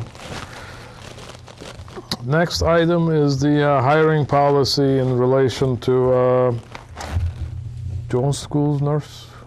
Well, we have a nurse's position opening up this Okay. coming year. It's a building level position. It's not a director's position. And what I asked Dr. Rizzi to do is send out a notification regarding the process. All right. And what we did last year is we defined the way that the school department is going to provide notice to the school committee and talk about the process that we use moving forward in hiring any member of personnel or any faculty member or personnel member subject to the approval or the hiring of the school committee. So in this case, what we did is we attached a copy of our hiring process for elementary school teachers, because in this case, that would be the correct process that we would use. And this would be the process that we'd use for hiring any elementary Unit 8 person. Right, so the nurses are now in Unit 8, it seems like the appropriate process. Ladies and gentlemen, for any of you who didn't open your email, do you need a clear copy? Yes, I would do. like one, please. I don't. I only open my email twice a day. Otherwise, I spend all my This came time a- looking at the email. Came a few days ago. It did? Yes. So, Oh, I didn't need one, I'm sorry. So one of the things which, when we established our process, one of the things which we hope to happen Maureen get one? for a building level position is actually the principal is still charged with the hiring process. Because in the intent of ed reform, a principal is the hiring authority of the building, subject to approval by the superintendent. So despite the fact that this is a school committee position, our recommendation would be the principal is charged with hiring for running the hiring process of the building and making a recommendation forward. In the case of our hiring process, it doesn't specifically talk about nurses, but would be the same role as a special education director would follow in hiring a special education faculty member. Right, so it's generally the SPED director in conjunction with the principal. In this case, it would be the director of health services working with the principal through the process. Now one of the things which we talked about is giving the school committee the opportunity to review the process. So by handing you this process is now subject to your review. And as it is subject to your review, you have the ability to amend this process. Right. Also, what we talked about was the fact that the school committee could put people in this process, to be part of this process. My recommendation would be the principal run the process, but the school committee could join and be a member of the candidate interviews, and could be a member of the paper screening committee. So basically then you're part of the whole process working with the principal and the nursing director in order to determine who the best candidate is. Then we would send that candidate forward to the superintendent for approval, and then we would then have the superintendent send that candidate forward to the school committee for the school committee to vote on hiring that person. And if you want to walk through the whole process, I mean, you can have a choice in this. You can give me some direction in terms of what you'd like to do, and I would be more than happy to do an amended process, and I could send it out by email for everyone to take a look at. Or if you'd like, we can go through it line by line. I can talk about what we should strike and what we should amend. We can make it as in-depth or as brief as you like. I think the big question for you would be whether you'd like people to actually sit on this committee. So have people sit in, up to 2 people with paper screening and with interviews. Or you'd like to entrust it to the principal simply to run the process in conjunction with the nursing supervisor and bring a candidate forward. I have a strong objection to this because, I mean, you want to lump the school nurse in the same category as the teachers, That's true in terms of the contract negotiations, but if you look at the law, that's a totally different category. The teachers are done by the school principal, and the school nurse is done by the, if you look at the law, by the school committee. If I may, Dr. Earl. Please. If you look at my hiring process, a lot of the things that apply specifically to teachers, like for instance, we don't hire a teacher that doesn't come in and do a model lesson. An interview, a model lesson. You know, like the least effective means of determining whether you have a good candidate for position is an interview. So basically, we do paper screening, we do interviews, and then we identify candidates to come in and teach model lessons. All right, that entire component of this is struck because it doesn't apply to this. All right, basically it's going to be looking at resumes and interviews and potentially very in-depth reference checks. You know, the thing about this, though, is with the school committee, you can go and do your own hiring process if you like. This is simply a recommendation that I would make to you, that in the spirit of every form and the fact that the principal ultimately is going to be responsible for that person, that nurse in their building, and she's going to have to work under the direction of the Director of Health Services, to me it would make sense for the principal and that director, who are ultimately responsible for this person, to be a big part of the committee that makes a recommendation forward. Now, if you'd like to go in a different direction, and that's one of the reasons why with that policy we bring the hiring process to you. You can amend this any way you like. Well, you take full charge of the hiring of the nurse.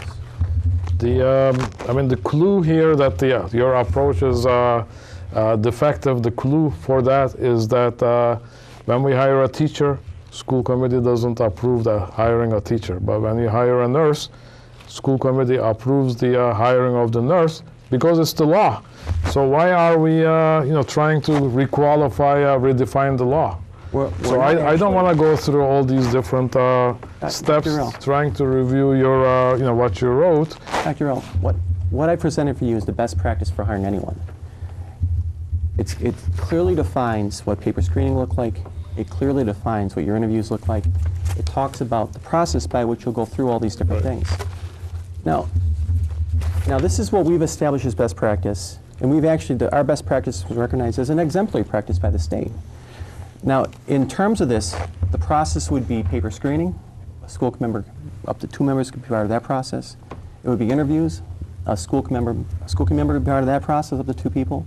It goes to making a recommendation to the superintendent, so she's in the loop, to then bring the process forward to the committee. Now, that's just good hiring. Now, at the same time, this is a school committee hire. If you want to do the process on your own, do the process on your own. If you want to cut out the principal in terms of the process and the nursing director, I would argue that the principal needs to be there, because ultimately the principal's going to know the kind of person he needs, given all the schools and faculties are different. You're looking for a team player, you're looking for different qualities. I would argue the nursing director needs to be there because she's the person that's going to understand the qualifications of the candidate the best. It makes sense. This process is an established process which we found to be remarkably effective, that can be adapted in any way we like. And what I was saying to the committee is I've already gone through it and identified what we'd strike that's purely applicable to a teacher, and made amendments in terms of who does what and everything else. If you'd like to use the process, or would like me to make a revised process that reflects best practice, and what I think reflects your own self-interest, I would be more than happy to do that for you. Fire a copy back off to the committee for review, and you can take it any place you like. Or you can establish your own process, which is well within your purview, and go about the job of hiring a nurse. Nobody is saying that school committee is going to go and do the interviews, collect the resumes, and hire the person. All this argument started because we were casually being introduced one single candidate without any the benefit of the process, and also benefit of the resumes that have been collected, and whether the process was did they have enough time. So our number one priority is the law. So the law says it's the school committee's appointment, and that tells you that the process for the teacher hire is totally wrong for this. I mean, that's what it does to me.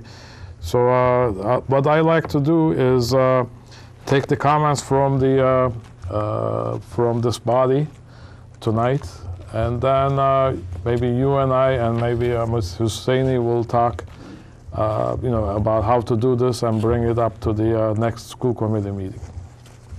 Mr. Soares. That's exactly what I was going to say. Except that I want to table it until the next meeting. I haven't had time to read it, so. Okay. Ms. Husseini.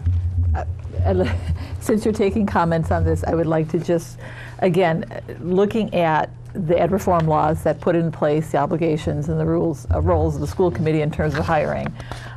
It wasn't incredibly clear to me that we had the same responsibilities in hiring a school nurse as we did, say, a business manager or a superintendent. And in fact, on one case, it talked about hiring and writing a contract, and the other, it talked about hiring on the advice of the superintendent. But the Department of Ed's advisory, which I know you don't give a lot of credence to, does have a comment in here that I think clarifies the concept of a school nurse is different in Stoughton than it may be in another town. Not every school district has one nurse per building the way we do, where they are assigned to the principal. And in here, the sentence on hiring is for a school nurse or other personnel who are assigned exclusively to one school, the principal should manage the hiring and selection process subject to the superintendent approval. Because I think it talks there about that concept again, where we're very fortunate to have not only a nursing director, but the ability to assign a single nurse to a school who answers to the principal. That is in fact the Department of Education's interpretation on the law, which kind of falls in line with what Mr. Ford is talking about. No, see, this is... it's the very last sentence on that page. Yeah, I understand that. But, we have discussed this. In fact, these are I was just looking at the minutes that we are going to approve. Mm-hmm. That's the meeting minutes that we discussed this. What you are reading from is... So the Ed Reform Law, Education Reform Act was passed in 1993, and this fellow named Robert Antonucci, he was the Commissioner of Education at that time, in November 1995, issued this advisory. It says, this is based on our experience, this is what I recommend, that you guys do it.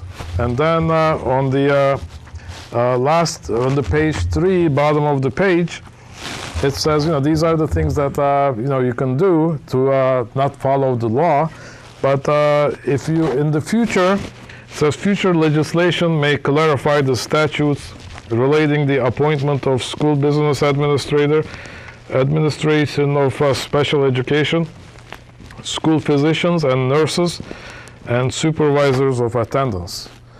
So this is 1993 to today is 11 years. Is there future?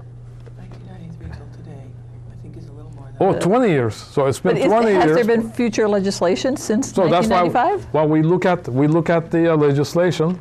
The law says school nurse is an appointment of the school committee. But it still is very vague about how we define a school nurse, and in the fact that, like I said, Stoughton is... I don't think it is vague. So I'll pass I'll redistribute the law. We had distributed to the previous committee, and we'll take it from there. I know, Mr. Ford, you and I have a very good working relationship, and then we'll continue to work on this.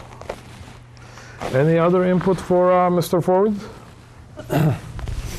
Obviously, you did a lot of work. Thank you. All right. Okay, next item. Oh, here's my agenda. Periodic financial reports for the school committee. Mr. Soares?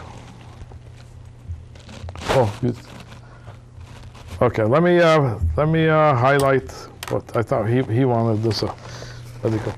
Okay. Last meeting, we voted, no, it wasn't, was it the last meeting or the meeting before? Anyways, we voted to get periodic financial reports for the school committee. Mm-hmm. And we got something, but we are still trying to figure a way to make it more intelligible. So we have problem figuring out, there are the account numbers, there are the other numbers, And then account names are missing. And then we had another meeting with Dr. Rizzi and Miss Hortarides, who's the business manager. And she gave us some codes. But still, it's taking a lot of time, and I don't know if we have all the information we need. And in the meantime, May report due date is approaching because May is about to end.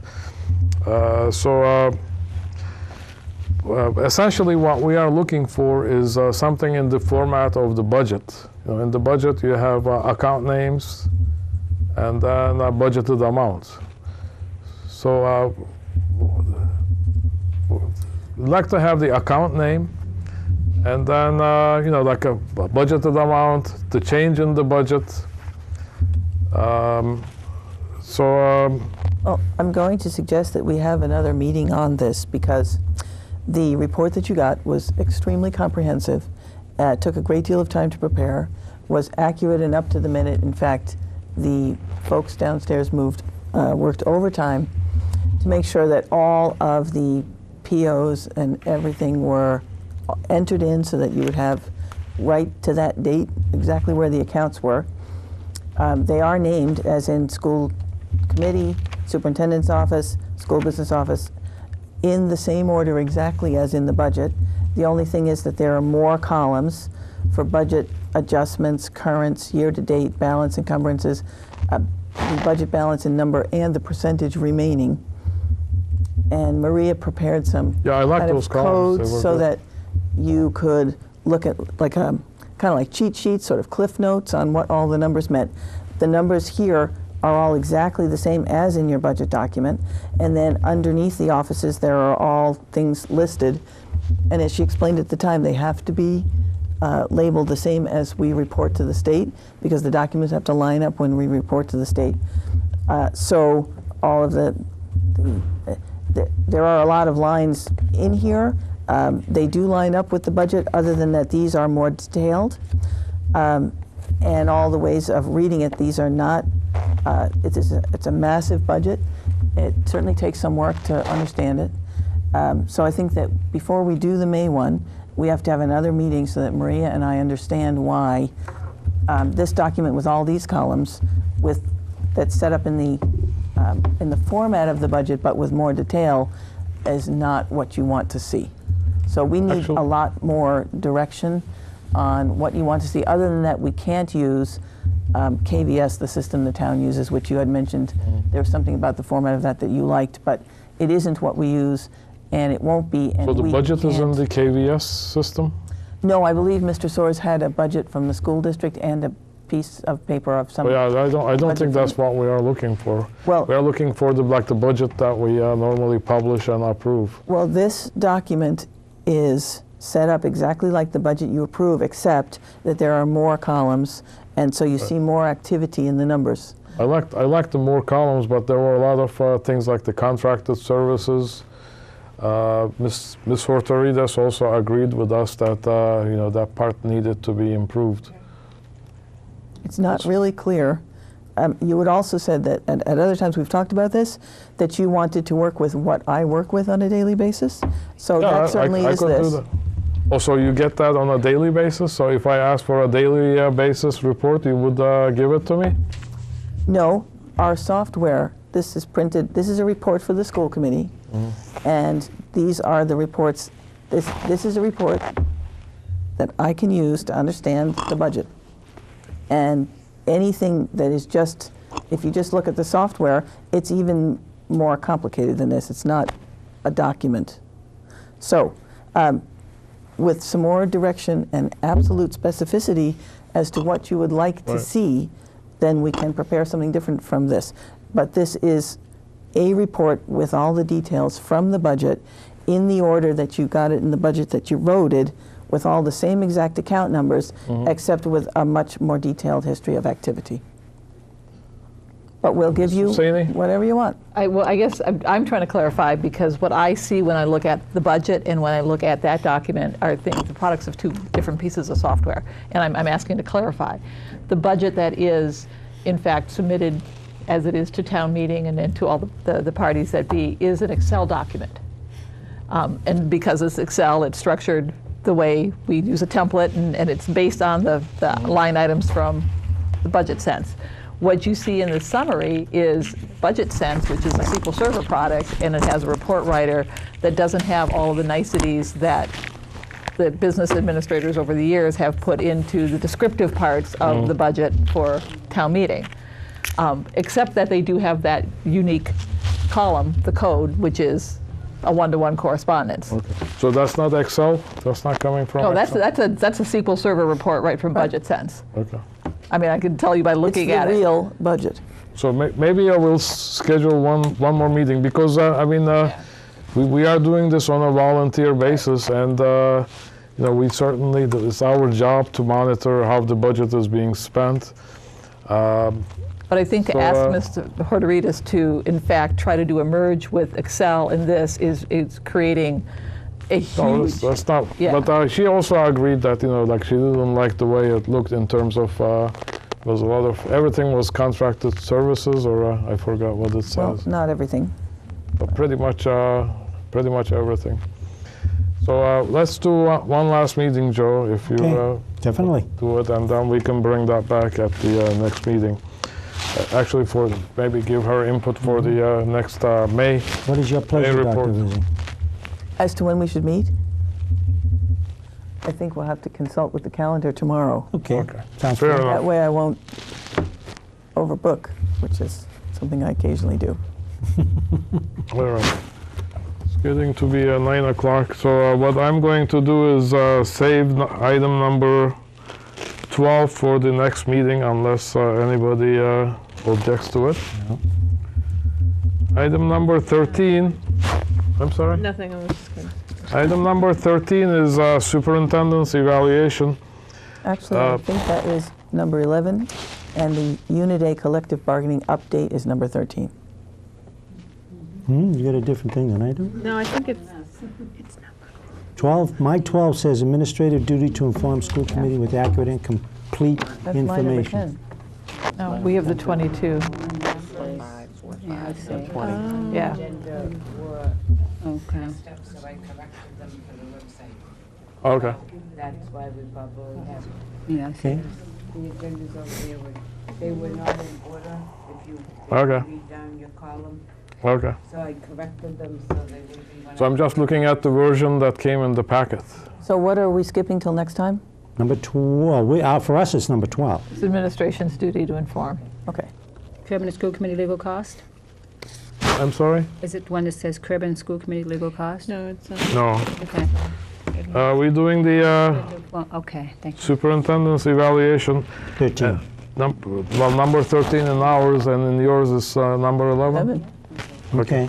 Okay. So this is just a reminder that at last meeting we talked about having the superintendent, you know, starting the process early so that we got time to do a more complete evaluation.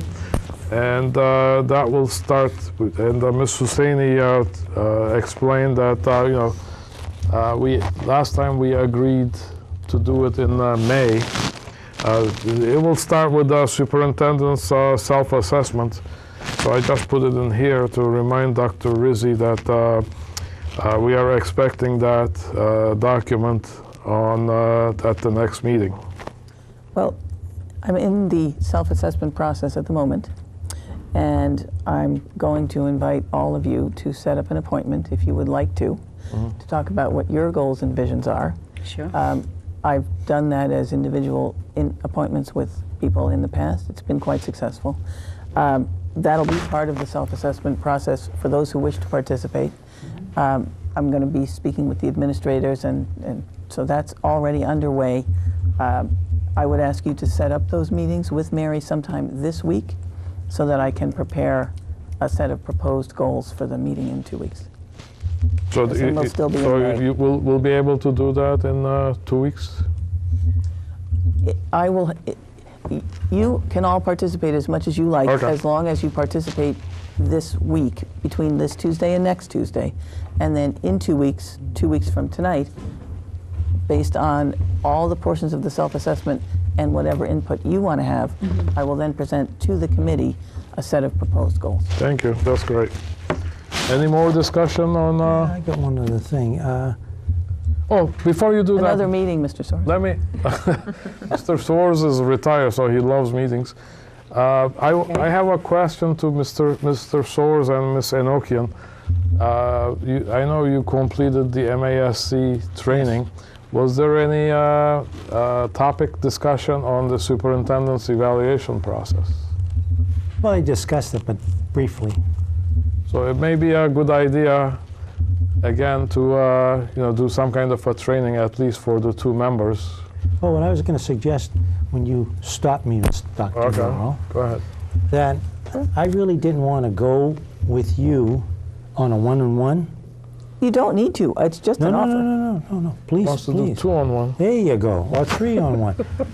I want to get familiarized with the process, etc. I want to be able to understand it and know it, and what is being discussed, etc. That is going to be beneficial for me. And I know it's a little bit different than what you're asking, but I would appreciate if you did that. Well, that can certainly be part of the process because it's all written out and we can go through the different sections, and it's connected to the state, which the evaluation process, we could look at that. So that's certainly.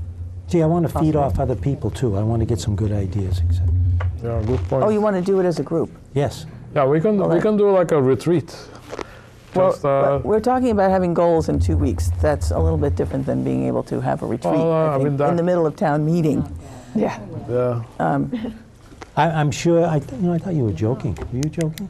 So what we do is last time we invited a presentation from MASC that was like 1 hour, and then we had our own discussion. Mr. Ford, who has also guided the faculty and administration, as well as all of us, through the entire educator evaluation process implementation, and he and I have been to countless state seminars and other workshops on this topic. He would be happy to take you through the process if you and Ms. Enochian or any of the other committee members wanted to do that. My suggestion as far as meeting with you is just for me to get a sense of what you would like to see in the goals, and they can certainly be separate things. We have an expert on staff. We'd be happy to describe the process to you and show you. Okay, but I did say to you that I would like to go with you, not just by myself, but with others. And I thought that you somewhat changed that around. Did I hear that? You were still talking about individuals? Well, we are talking about two different things. Okay, help me. One is the process, so Mr. Ford is going to do. I understood that. And then the other part is whether to do it as a group or as a individual. It's up to us. So if you make a motion to do it as a group, if you do you go with one other member, then we don't need to post it as a. Otherwise, meeting. it's a quorum. In 2 weeks, you will have an opportunity as a group to have a conversation as extended as you'd like on the proposed goals. I was only proposing individual meetings so that I had a sense of some in-depth conversation with you about what your goals would like to be and what you would like to see in my goals. And I understand. Any other conversation that you would like to have about the process, which granted, it's kind of, it's complicated and certainly bears some training. We can arrange that in any way that you'd like. And you can participate in any of those things to any extent that you'd like. Okay, and I understand that. I still would like to do it with at least another person. You can do that. You can bring in whoever you want. Right. As long as you don't bring a quorum, you can bring anybody you want. And if you want to bring a quorum, then you can make a motion now to schedule a meeting, and then we can post it even if people don't show up. Then you can have 3 or more people. Well, okay, I'll tell you what. I can't, I cannot find a time to schedule that kind of a meeting, and I don't think if you have a quorum group, you might as well wait for 2 weeks because that's when the goal conversation is going to be. Well, if you're going to schedule 1 hour with Mr. Soares, what's the harm in posting it? Well, and then he can come with other members. Well, that would be great, but what you don't want to do is schedule another public meeting to discuss the superintendent's contract, 'cause that's That whole process, Oh, I the see. whole process No, is no, no. Concerned defined. about the public part. is- Okay. Is defined as per, You have made your point, sir. so. Are you good? Yeah. If you want Anybody to else? come to a meeting with another person, please feel free. That'll do. That'll do it. Yeah. I might even see. Next item is curbing school committee legal costs. I put this on the agenda because I'm concerned, with the legal bills we are getting are, Who uses it? Who uses it? that's exactly the point. You. No, I don't use You're it. talking about Do me? you? Who's using it? Why would I'm you asking- lie on a public meeting? I'm asking a question. I didn't say. I'm not using it. okay, That's I'm- the point. I'm Why ask- are you accusing me of using the lawyer? Okay, let's do it again. I'm asking a question in the public. Who uses it? Why you jumping? Well, you said you. I said, I'm asking you a question. Okay, you're asking me. That's exactly the question. So take it down. We got son. for February Down. lawyer. We got Breathe. the February lawyer bills, which is totals to $21,000, and the lawyer bills are really there is no explanation of what is being. I thought I had a copy here. Mary sent all of you. Do you have it, Katie? What about this? Again, if you didn't open your email, there is a paper copy. Here it is. Okay. So we have. Did you get a copy? Good. Okay. So the question is, how do we curb these? Because 21,000 in a short month, and I'm sure like these April and May are going to be even more. And the other issue I had was the nature of the bill is it says general ongoing 2160. So I don't know what that is. Arbitration 225. Teacher negotiations 2520. Evaluation system 3037.50. Demand to bargain new positions. So I don't know. This is a lot of time because we pay the lawyer $2.25 an hour. So that's a lot of time. Demand to bargain a new position. Those are union demands to bargain when they demand to bargain. But why are we spending 20? That's like 20 hours of lawyer time. So the lawyer should be. First of all, we try to control how much we spend on lawyers, and the other one is the lawyer should spell out, what he or she did. It's just demanded bargaining new position, total fees in this matter $4,500. That's not good. This is the way Murphy, Hesse, Toomey, and Lehane does their bills. So my suggestion would be that you take it up with them. This I will. particular bill, some of the spaces have redacted names, so there are some names that would make this more specific, but to preserve the privacy of the people involved, i.e. the person whose arbitration it was, and the ones on the second page are all special education matters related to the Board of Special Education Appeals or pre-hearings or things related to legal costs of special education, and each one of those had a child's name attached, so they were redacted for this document. And the personnel matter, that name was also redacted. The negotiations, the ULPs, the demand to bargain are all things that were brought forward by the union. And I think you had at another meeting already said you were going to discuss the billing, the format with the attorney. We actually did discuss it last year, and then the bills were coming more detailed, and then all of a sudden the detail has disappeared. They were coming more detailed than this? Yeah. I don't recall. There are bills that came with more detail. Generally, because our bills are part of public record, I think a lot of law firms are hesitant to put a lot of detail in the bill that they sent a public entity.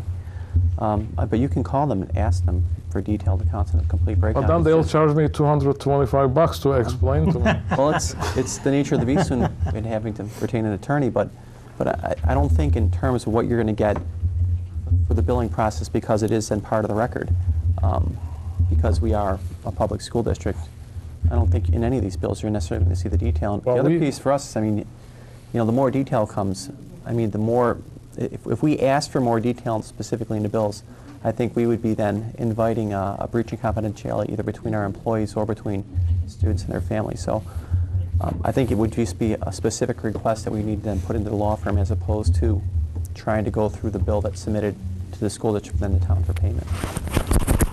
Yeah, at one point, you know, they were coming like this, and then we talked, and then Ms. Husseini said, "Oh, would you like more detail?" And then there were a period that we got more detail in the bills. I can go pull out those. I have copies of some of those, and then still they reverted back to this. So I'm wondering if there are two copies of the bill coming, one with detail, one without. First of all, I do not recall at all asking for more detail on the bills. Okay. And I agree with Jonathan. I think if you have a concern about like demand to bargain new positions and the amount of that, I mean, that's a line item where I would go back to them and ask for the detail. But the others, given, like I said, the confidentiality and other matters, I think are expressed. And those that say, you know, teacher negotiations or evaluation system ULP, I think are pretty self-descriptive. Right. But I mean, like demand to bargain new positions, that's a no-brainer. Why would we spend $4,500 on lawyer bills? Of course, you know, when you go to bargain, you have to bargain new positions. You can't go just keep on repeating the same old positions. I guess what's missing for me, if I were to ask, is were these related to specific job postings, and if so, how many, and that type of detail. So this one looks like a Unit A negotiation matter. See, another one, ULP on union representatives speaking at school committee meeting. Again, this is a no-brainer. If the union wants to speak in a school committee meeting, I love it. They should come and talk. So what's the problem then, if it's all no-brainers? I actually took exception with them wanting to come and speak on ongoing contract negotiations in the middle of negotiations and use that to negotiate directly to the public and Okay. or with the entire committee. But that was a $67 bill. Okay. Well, we don't know what's going to happen in what happened in January or what's going to happen in March. The other one is refusal to provide information. I mean, I had this problem with the administration, and it turned out this was the item that teachers were asking for. You know, how many teachers are on each step and lane, which they needed to calculate what's the cost of the steps. And so they had to file, I don't know what's MUP, but they had to file this, and we had to spend $945 on lawyer bills not to give them this information. So I think the legal... Can I answer that? Okay.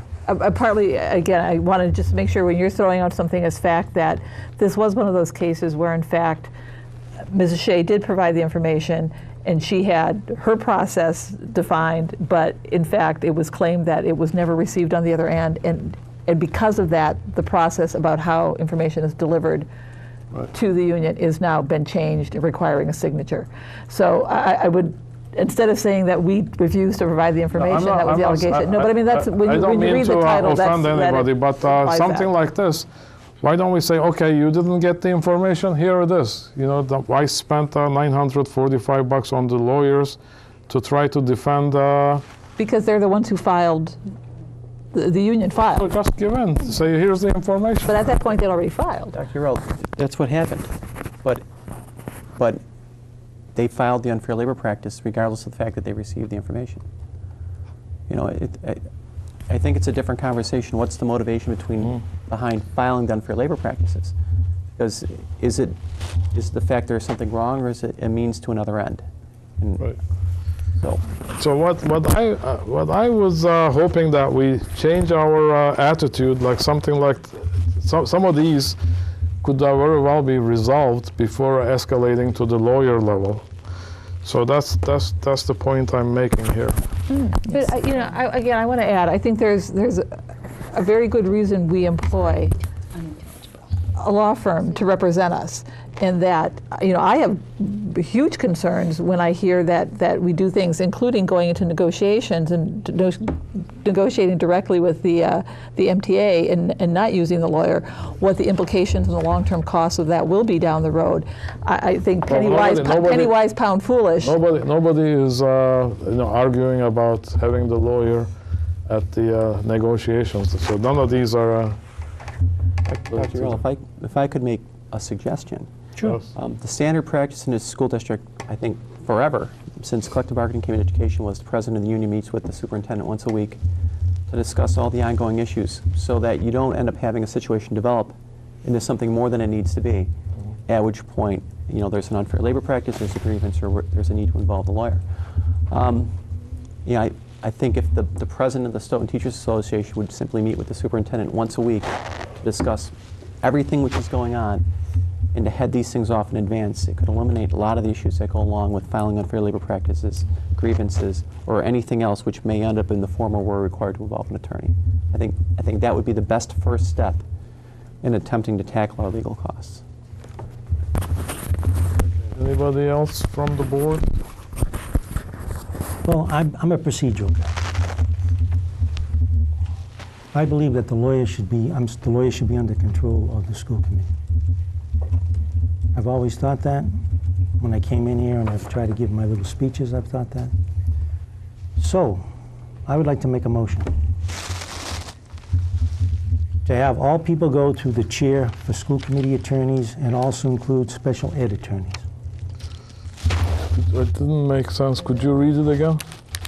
To have all people go to the chairperson, school committee attorneys, and also include special ed attorneys. You mean to access the school committee attorneys? To access the school committee. Before there's a motion there. Let's have a second. If there is a second, then I will have a debate. I'll second it to talk about it. I Okay. don't understand, because I thought the lawyer is supposed to be. That's correct. If I could. Okay, so we have a motion and a second, now discussion. In particular, with respect to special education, I don't understand how that could practically be implemented without a breach of confidentiality, because the special education, in dealing with that specific attorney, it's all case specific and it's all specifically related to kids and families.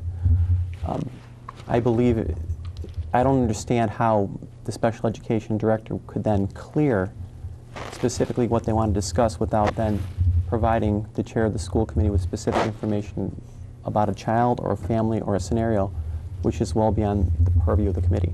It would be an incredible concern of mine in that specific regard if in fact the decision of the committee were to channel all those issues through a member of the committee. I beg to differ because if you look at the lawyer bills in town hall, which are public documents, the children or the families are not identified. The first name of the child is given, and the first initial of the child is given. If you have a concern with that, we can have an identifying number that would be secret. The comparison table could be secret to this. So that's something not to defeat the motion, that you can't use it to defeat the motion, but something we could check with the attorney once we have the vote. May I just get a clarification? Yes, because please. this sounds like an extreme change from practice in any situation that I've ever heard, if it's what I understand. Yes. Is the motion proposing that any member of the district staff, which would be myself, Mr. Ford, or the special ed director in most cases, who contacts an attorney for any matter related to the school district business, would have to get permission before making that phone call of the committee chair? That's correct. I will tell you that that makes the running of the school district extremely difficult and may end up costing a great deal more money over time. Well, we'll just see. You will not find that in any school district anywhere. You won't. That the school committee chair takes over the responsibilities of the senior staff in terms of dealing with attorneys on day-to-day matters. But the way I understand the motion is not taking the responsibility, school committee chair taking the responsibility of the staff. It's just deciding, making these top-level decisions whether to fight it or not. Because right now, when we look at the lawyer bills, it's out of control. So we need somebody that would exercise common sense to whether to pursue each one with vigor or not. Can you explain to me what you mean by whether to fight it or not? If somebody files an unfair labor practice, are you saying don't fight it, don't spend? Well, look at the merits. Do they have providing information? Why would you have a lawyer to write a defense if you can just go tell them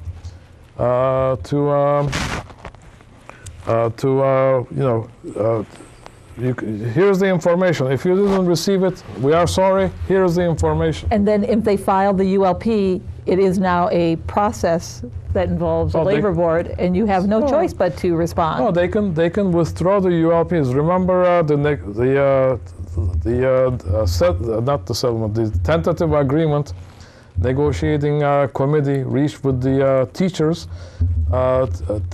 with the STA negotiating team, provided that STA will withdraw all but one ULPs. So if you approach them and say, okay, sorry, a mistake has been made, and here it is, we are remedying it.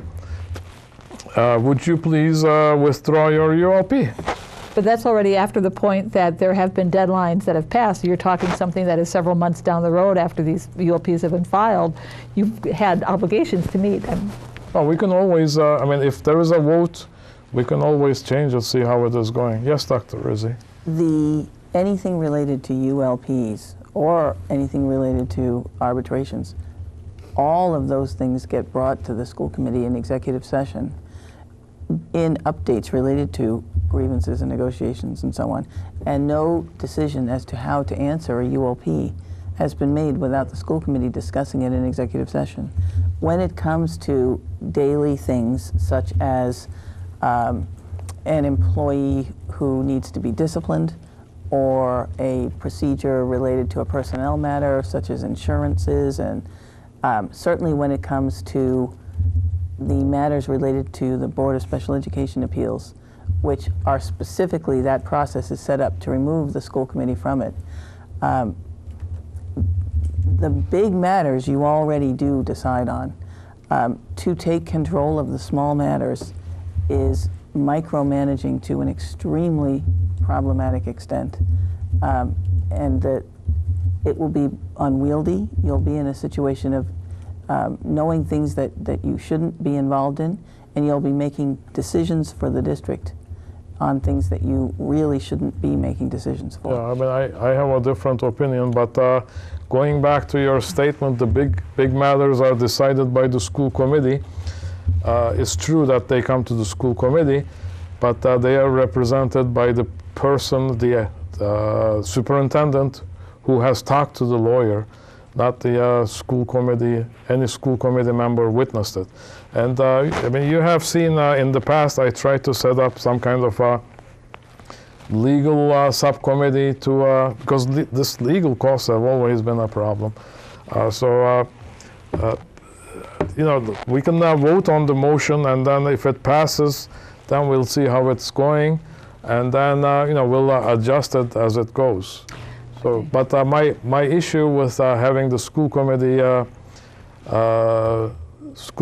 voting on the big ticket items, but the school committee right now is going with the superintendent. Superintendent is the only one with the knowledge of talking to the lawyer. So that's why I want to insert one more school committee member into the process. Yes, Ms. Hussaini. I have a couple of things to go to. One is that I don't understand this make a motion and vote on it, and then we can always change it. Quite honestly, once you vote something and it's policy, it's not that easy to undo it. There's nothing that can't wait to be voted on till we get more information, as opposed to rush into voting. I think more damage can be done that way. Secondly, we as a school committee have a responsibility to hire a superintendent. And to that person, we give the responsibility of running the schools. They are licensed, they are credentialed, they have qualifications to do such. And it does take a certain amount of trust in that position for which we get to review them. And I think that what Dr. Rizzi was talking about in terms of the day-to-day things that come before them, I would not want to hinder access to legal counsel for those items. My relationship with Ms. Tate was always that there were certain things that I contacted her as chair that were initiated, or that she contacted me that were happening, and that for those items that never made it to the level, like a grievance that never made it to the level that we would hear it as a committee, we were updated in an executive session, and she would periodically give me summaries of what those items were. And there were no surprises. Special ed, I think, first of all, is a very dangerous place to go. And personally, I'd like to see the first name, last initial redacted from the official bill anyway, because I think there's enough there identifying that's a little scary in this day and age with very unique names. So, but I do not see the rush to move into voting on this motion tonight. I think you're just setting up a very dangerous precedent.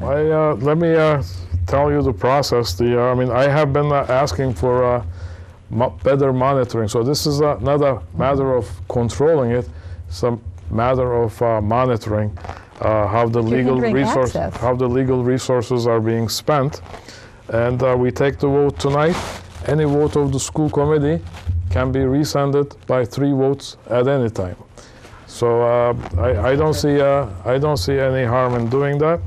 And if there is a legal reason why we shouldn't do the special education, we can ask a lawyer to give us opinion on that. Any other discussion on the motion? Are you going to exempt the special ed issues from this motion while you're getting an opinion? No. So that would mean there would be at least 2 weeks before you reverse yourself, in which the special ed director needs to go through me to you before discussing an issue with an attorney. Okay, just want to be clear. Okay, all in favor? Aye. I think I have to wait. You have to wait? I have to sit down and I have to talk to you. Okay. And I have to talk to Dr. Rizzi before I vote on it. Okay, so we'll, I vote yes. I vote yes. Anybody against it? Against. I'm against that. It's just too much invasion of privacy. You can abstain. Okay, so then that's a no vote. Next item is Unit A collective bargaining update. So we have, I heard that the teachers ratified the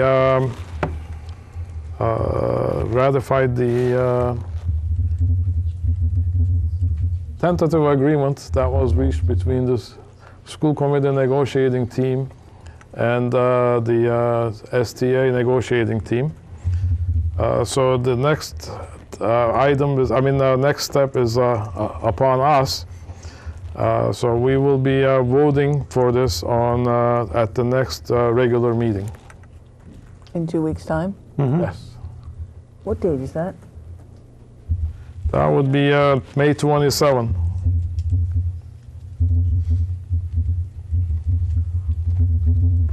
Okay, so that's the Unit A collective bargaining update. Can I ask why we're waiting, since we've had the discussion in executive session? We didn't. I was going to vote tonight, but we don't have the. You guys haven't seen the MOAs, and Jeannie didn't provide the MOAs yet. Okay. Is that going to take 2 weeks?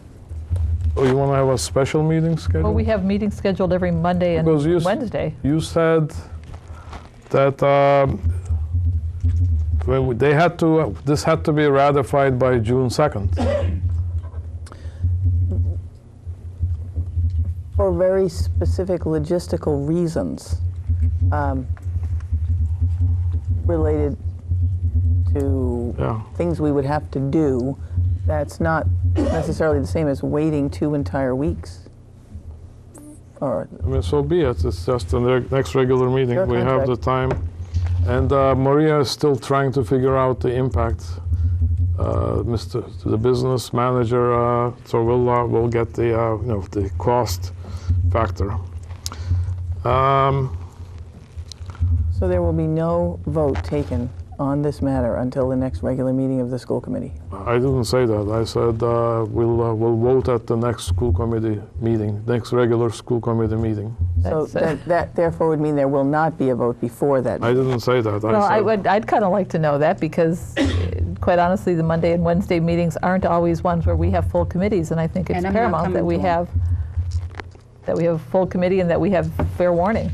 I have classes and I'm not going to those meetings. That's why I elected not to be on it this year.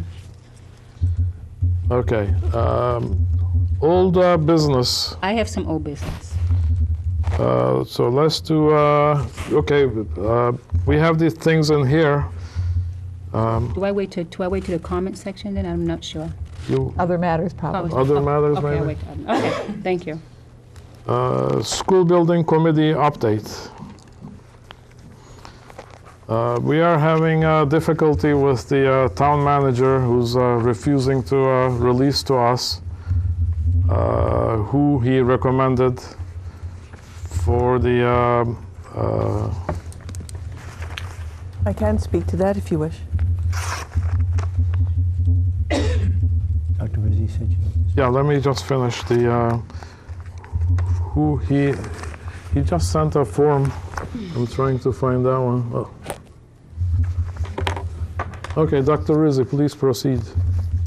The school building committee is a committee that must be approved by the MSBA, and they take a very significant role, in fact, the most significant role in the appointment of that committee. So when a recommendation is made, that doesn't mean the person's going to be appointed. They actually might be rejected by the MSBA. Therefore, it's important that people's names not be revealed until it's determined whether the committee has been approved, because it puts potential people in a situation of a personal embarrassment. And the MSBA moves at their own pace. As far as I know, they have not yet decided to tell the town manager if they accept any of his recommendations. Okay, so that's what Mr. Hartman told me privately. But the problem is, I mean, if he wants to keep it confidential from the public, that's fine. But I think it's inappropriate for him to keep it from this committee because, working for a new building, we are supposed to be a team. So why would you withhold information from your team members? But if it's And then we got also this form that he sent us says at least minimum of 1 school committee member, and he told me that he put in on his list there is the previous school committee member. So I said, can we do another one? He said no. I called MSBA, and their stance is that you guys are just starting this. Why there is a problem at the beginning. So what we gotta do is resolve this. Let him tell us who he appointed or recommended, and then let's move forward, because this is a long path that we are going to be going. Yes, Ms. Hussein. You're asking the town manager to inform this committee, yet you talk about... Confidentially. But this doesn't seem like a matter that would be allowed under open meeting law to be an executive session item. I think that we can find a category to be an executive session, or we can find it, he can give it. I don't see the problem with him telling who he appoints for a school committee member. I agree So with that's Katie. that's a problem. It's supposed to be, it's a huge commitment for one of us to have to take. So I would think that we'd have to say that we'd want to take this on, or we wouldn't want to take it on. So I don't know why that information is being withheld. None of us do. Mr. Hartman, you wish to speak? You have your answer in my memo, Dr. Euro. I don't like your answer. That's why we are discussing it. Well, I don't. Well, I mean, we'll try to get information from other sources. I just think that's ridiculous. So I think facilities update. Do we don't have anything that. Only that there's amended. Ad hoc committee Articles. updates. Do we have? Oh, there was one thing that if anybody wants to be on the sick bank committee, because I'm on it, but I really, like at that time of the day, my phones ring. I have clients in like a western states. I'll do it. Would you do it? Yes. And then who else? We need 2 people. Joyce, were you on it? I've never been on it. You've No. never been on it? What is it? It's just every once in a while, like maybe once in every 2 months, you meet for 10 minutes when there is a need. So that's usually, you do it right before the school committee meeting. It's always scheduled 15 minutes before the school committee meeting. The sick bank So Mr. Soares and Ms. No, I Enochian. didn't say You one. didn't say that? The teachers have a sick bank, which is reserved days for people whose illnesses, for whatever reason, exceed the amount of sick time that they have. Okay. But one cannot just draw on the sick bank willy-nilly, to coin a phrase. The teacher has to petition, and the sick bank is 2 school committee members and 2 members of the STA. And the 4 people sit down and consider the request. And although it is extremely rare, to turn down a request, that's a small group of people that reviews the request and then agrees to allow the teacher to access the sick bank. Where does the sick bank get its, I assumed, sick days from, or whatever the case is? Teachers donate them. Okay. Yeah, it's a really nice program. So you donate one of your days each year you don't anticipate using, and it makes a pool for people who, for some reason, exceed their days. And those who exceed their days, generally it's because of some very significant illness, or perhaps of significant illness early in your career. Or Are you interested, Mr. Soares? Yeah, put me down. Okay. Ms. Doctor, Shea talk me into it. It's one of the least Mr. controversial Soares. things the board does. And Ms. Enochian. Okay. Any standing subcommittee updates? No? Dr. Rizzi, do we have any correspondence? Not that I know of. Maybe we can have Ms. Enochian, or I can speak to that. Can I ask on the number of letters we've been getting about lacrosse? I know that you mentioned that earlier in the meeting, which would normally be considered correspondence. Typically, when I receive something, I would like to answer it, but given the sheer volume and the fact that you've got something in place, will somebody be answering those individuals to say what the plans are? Ms. Enochian? I got in touch with one of the members to call me. I mean, and she wants to sit down at some point. Okay. I think that's Do you want me to respond to each email that I've gotten? I don't know. that'll be. Well, if you have, in fact, a stock thing that you're, in fact, going to be meeting and putting it on the agenda, I think it's really helpful, because then those people would be notified that there's a date that they want to show up to support the cause that they. Good point. I have a question to anybody who can answer it. We approved the lacrosse program. Could you update the people? What was it? Was it just one-time deal? I don't know if you approved a lacrosse program. The athletic director has been working with a team of people on there are certain things that have to be in place. Places to play have to be determined, the fundraising schedule, and so on. And so Mr. Donahue has been having meetings with a group of people who have been interested, and they've certainly made some progress. I'm not sure where they are. I think there is a group that's playing it for Stoughton schools, correct? No, there's a youth lacrosse program, a community lacrosse program. Who's running that? I don't remember. Because I remember. I thought I'm Mr. missing the Dolinsky name. was involved, but We had a teacher middle school teacher.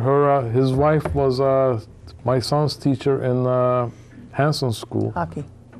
What's that? It was girls hockey. I thought we talked about the lacrosse. Okay, maybe I'm mistaken. The other So I was doing girls hockey. The other correspondence we got today is Memorial Day Parade. That will be Monday, May 26th. So the school committee members, usually we will walk, and sometimes the superintendent also joins us. So we'll meet at the Public Works Central Street at 8:30 a.m. and start at 9 a.m. sharp. Thank you. Any other correspondence? What day is that on, Mr. May 26th, Monday? Monday. I'm out of town. Okay, acceptance of minutes. March 11th. I move that we accept the minutes for the regular meeting of March 11th. I had one correction. Can I second it before you have discussion? Yeah, sure. Okay, I'll second it. This is the fourth page, school building committee discussion. So it's saying that I expressed interest and being on the building committee, and Ms. Sauvigny expressed interest, and Dr. Brown said she was not interested. So I like the records this? to. Help me out, I don't know where you're at. Right here. Okay, it says Miss, let me see what you got, Miss. March 11th, I'm reading the wrong one. Can I correct that? I do have an interest in it. So what we do is, since these were the minutes of that time, we just, if you are challenging, you said you weren't interested, Mary can look at the video record and verify, which one is true. I feel my schedule for that, so I'm saying for the record that I am interested. But for the sake of the minutes, it Okay. should reflect what we discussed on March 11th. So let's have a motion to accept it as amended.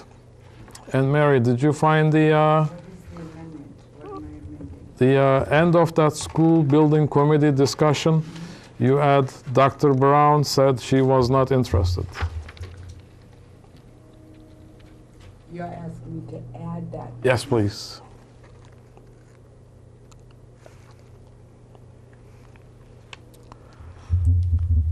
Okay. With that, all in favor? Did you have an amended motion? Yeah, I just did a friendly amendment to your Is motion. there a second to it? Oh, it's just I second it. correcting. Okay. Correct. Yeah, that's fine. All in favor? Do you have any Any discussion? This is crazy, I don't have time for it. But I am interested, and I'll make that to anybody who needs to know. Okay, I so see this where is, he's corrected the minutes, but I'm a human being standing here saying that I'm interested. So we are not disputing that, Okay, Ms. thank Dr. you. Brown. Okay. So we're just getting, we have a duty to keep accurate records. Okay. And this is part of the accurate record, and it's verifiable on the video record. That sounds good.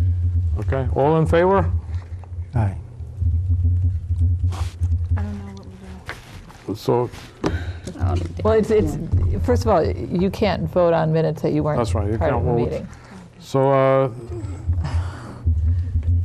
so Joyce, you're Well, not voting? Trying to I mean, I still want to ask the question. First It of all, is what it is. It is what it is, but I want to make, first of all, he seconded the motion, and he can't second the motion. Yeah, he can second the motion, but he can't vote on He it. can second a motion on acceptance of minutes of a meeting that he wasn't at? No, he was amending the minutes. So if you don't want to vote, crazy. and if Dr. Brown doesn't want to vote, I don't have so a... we'll have the minutes as amended by the chair. It will be published as such, because we don't have a vote on these minutes. I never heard a second. I have Joyce moved to accept and Dr. Brown seconded. That's what I have. For the original one, and The then, original. and then Dr. Earl amended I it. have nothing. I So don't we have, make the motion on the amendment. I don't have it. And my concern, can I discuss this for a second? Yeah, go My ahead. concern is, and we've had this discussion, Dr. Earle, in the past, the editorializing of the minutes, which reflect the vote. And I fully understand that the tape may reflect that that's what she said, but that is not necessarily how we record. It's not editorializing, it's just adding one sentence of the statement of fact. That wasn't relevant that's to on the vote, tape. which is why it wasn't recorded in the minutes. Just don't go, it's taking too long.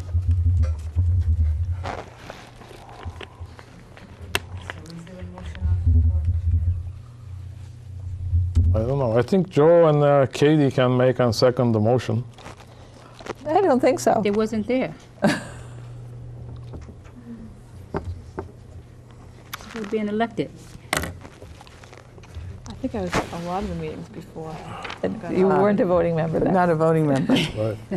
I wasn't a voting member, but I think you saw me over there. So let's leave it like that. And what we are going to do is have this meeting minutes reflect this discussion in detail. Okay? So are we going back to my original motion and Dr. Brown's second so that we can accept these past minutes? Okay, go ahead. Well, I'm asking I the mean, chair. you are drawing a charge for failure to keep accurate records. That's a duty that the school committee has. And you Accurate. recall it, Dr. Brown recalled it.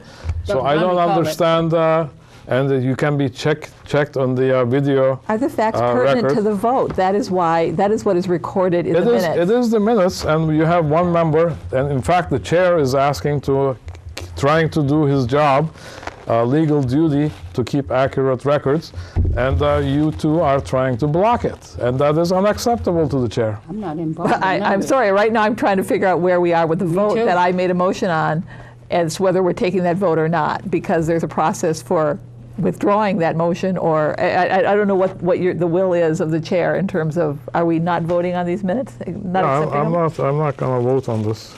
We are not So going to vote on this. I withdraw my motion. All I right. do too. Okay, so let's let Mary, the minutes of this particular meeting reflect this discussion.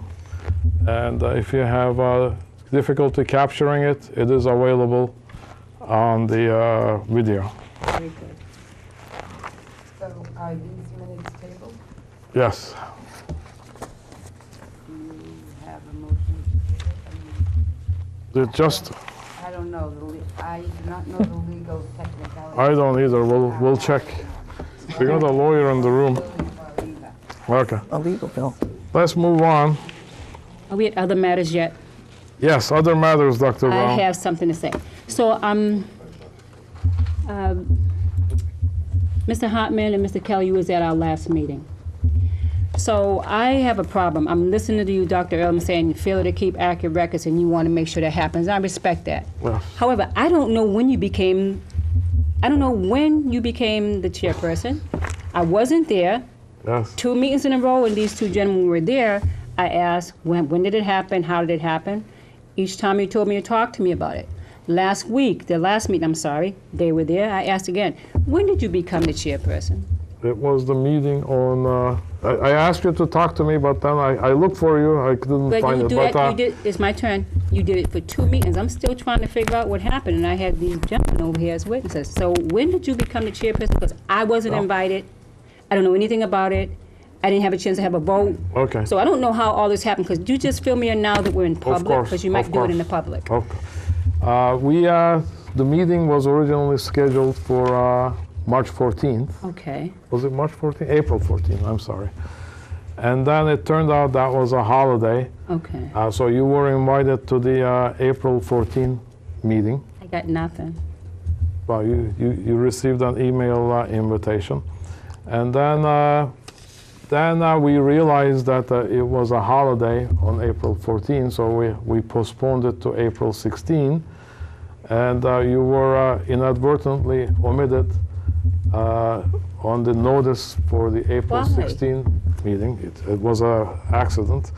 But Dr. Rizzi sent an email saying that she can't come to the April 16 meeting, and she copied you on it, and in fact, she copied on your Gmail account, which that's how your Gmail account got into circulation. Which I don't want nobody using.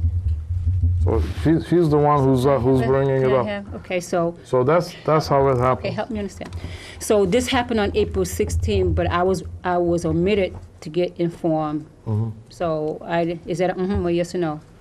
I forgot to add your name on the The email. only person only looked like me. I didn't get a chance to be in. This was really bad. That's not nice. But you had the notice That was from not nice. Dr. Rizzi. So now, are you the chairperson? Is he legally the chairperson? And who's the vice chairperson? Because I really don't know. Open public, I don't know. Actually, what Who I'll do is is? I'll send I you just the. want, you are, okay. I am, but you've been I know to nothing a about few it. meetings But I've been waiting after for an that. answer. And I thought Yes. it was him. Seriously. he's I the chair thought, and no, I I'm the thought, vice chair. Dr. Mr. Brown. You did Soros get was. an email from Dr. Rizzi Hear me out. because she said I thought she could Dr. not. Soros, I thought Mr. Soros was, so I really didn't know.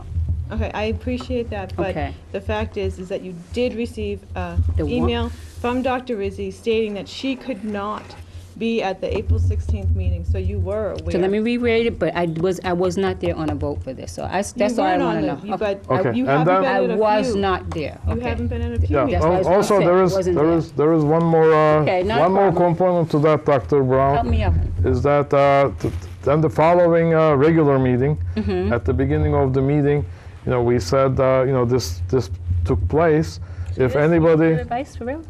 if anybody is wants to repeat the process again, and you were in that meeting, you were sitting I didn't know here, what was I had and the then flu. anybody want to had repeat the the flu, so I was process, sick, and so then I- nobody showed interest. So I'll send you the links That'd be great. for the videos of the both meetings. Just the links. Don't send me no videos. Just the links. Thank The you. videos are too big. Thank you so much. I just wanted to Any know. other matters? Yes, I do. I wanted to acknowledge Mary Shea, who happens to be a town meeting member. Okay, and a few people out there. Anybody can be a town meeting member. And I'm not sure if we were short any town meeting members this year or not. I think we are. But nonetheless, we could still use more town meeting members. And thank you, Mary, for helping the town out. Very good, Mary. Thank you, Mary. I Any? have another matter. I you just have wanted to another bring up. matter? I just Okay, go wanted to ahead. bring up that the last 4 years, Stoughton High School valedictorians have been Gibbons School Elementary. Yes, I just had to put that because I'm a Gibbons mom. Very good, Gibbons School. The last 4 years, Gibbons, the Stoughton High School students, valedictorians, have been Gibbons schools. Bravo. Go Gibbon. Any other matters? You know how I feel about Gibbons. You should. If not, do we need an executive session? It's entirely up to you. Do you You're the have? chair. Do you have any topics other than the minutes? We can do it. I mean, recognizing. Oh, it's only 10 o'clock. We can't, Hey, we caught up. We caught speed. You did good. I can't add something, nor do I have anything I would add. You have a Unit A collective bargaining update. Okay, so let's do a That's up to you. quick executive session. We just had the. I mean, we don't have anything else to report on Unit A, but we could do acceptance of the minutes, if you guys so desire, or save it acceptance of minutes to tomorrow night's executive session. It's not on the agenda for tomorrow night's executive session. Oh yeah, that's right. So you guys wish to? Okay. Motion to adjourn? No, we're gonna do go into executive session for the two purposes. One is acceptance of the minutes of March 11th, and the other one is Unit A collective bargaining update. So one is purpose 3. Chris, do you remember the I don't have it on. me. acceptance of minutes? Okay. So Cleaned up the iPad. the roll call. Ms. Husseini? Yes. Mr. Soers? Yes. Ms. Enochian? Yes. Dr. Brown? Yes. Okay, we are going into executive session, and we will not be, Did you vote? we will be adjourning the meeting from the executive session. You vote? Yeah, we did the roll call. I didn't hear you say Dr. Earl.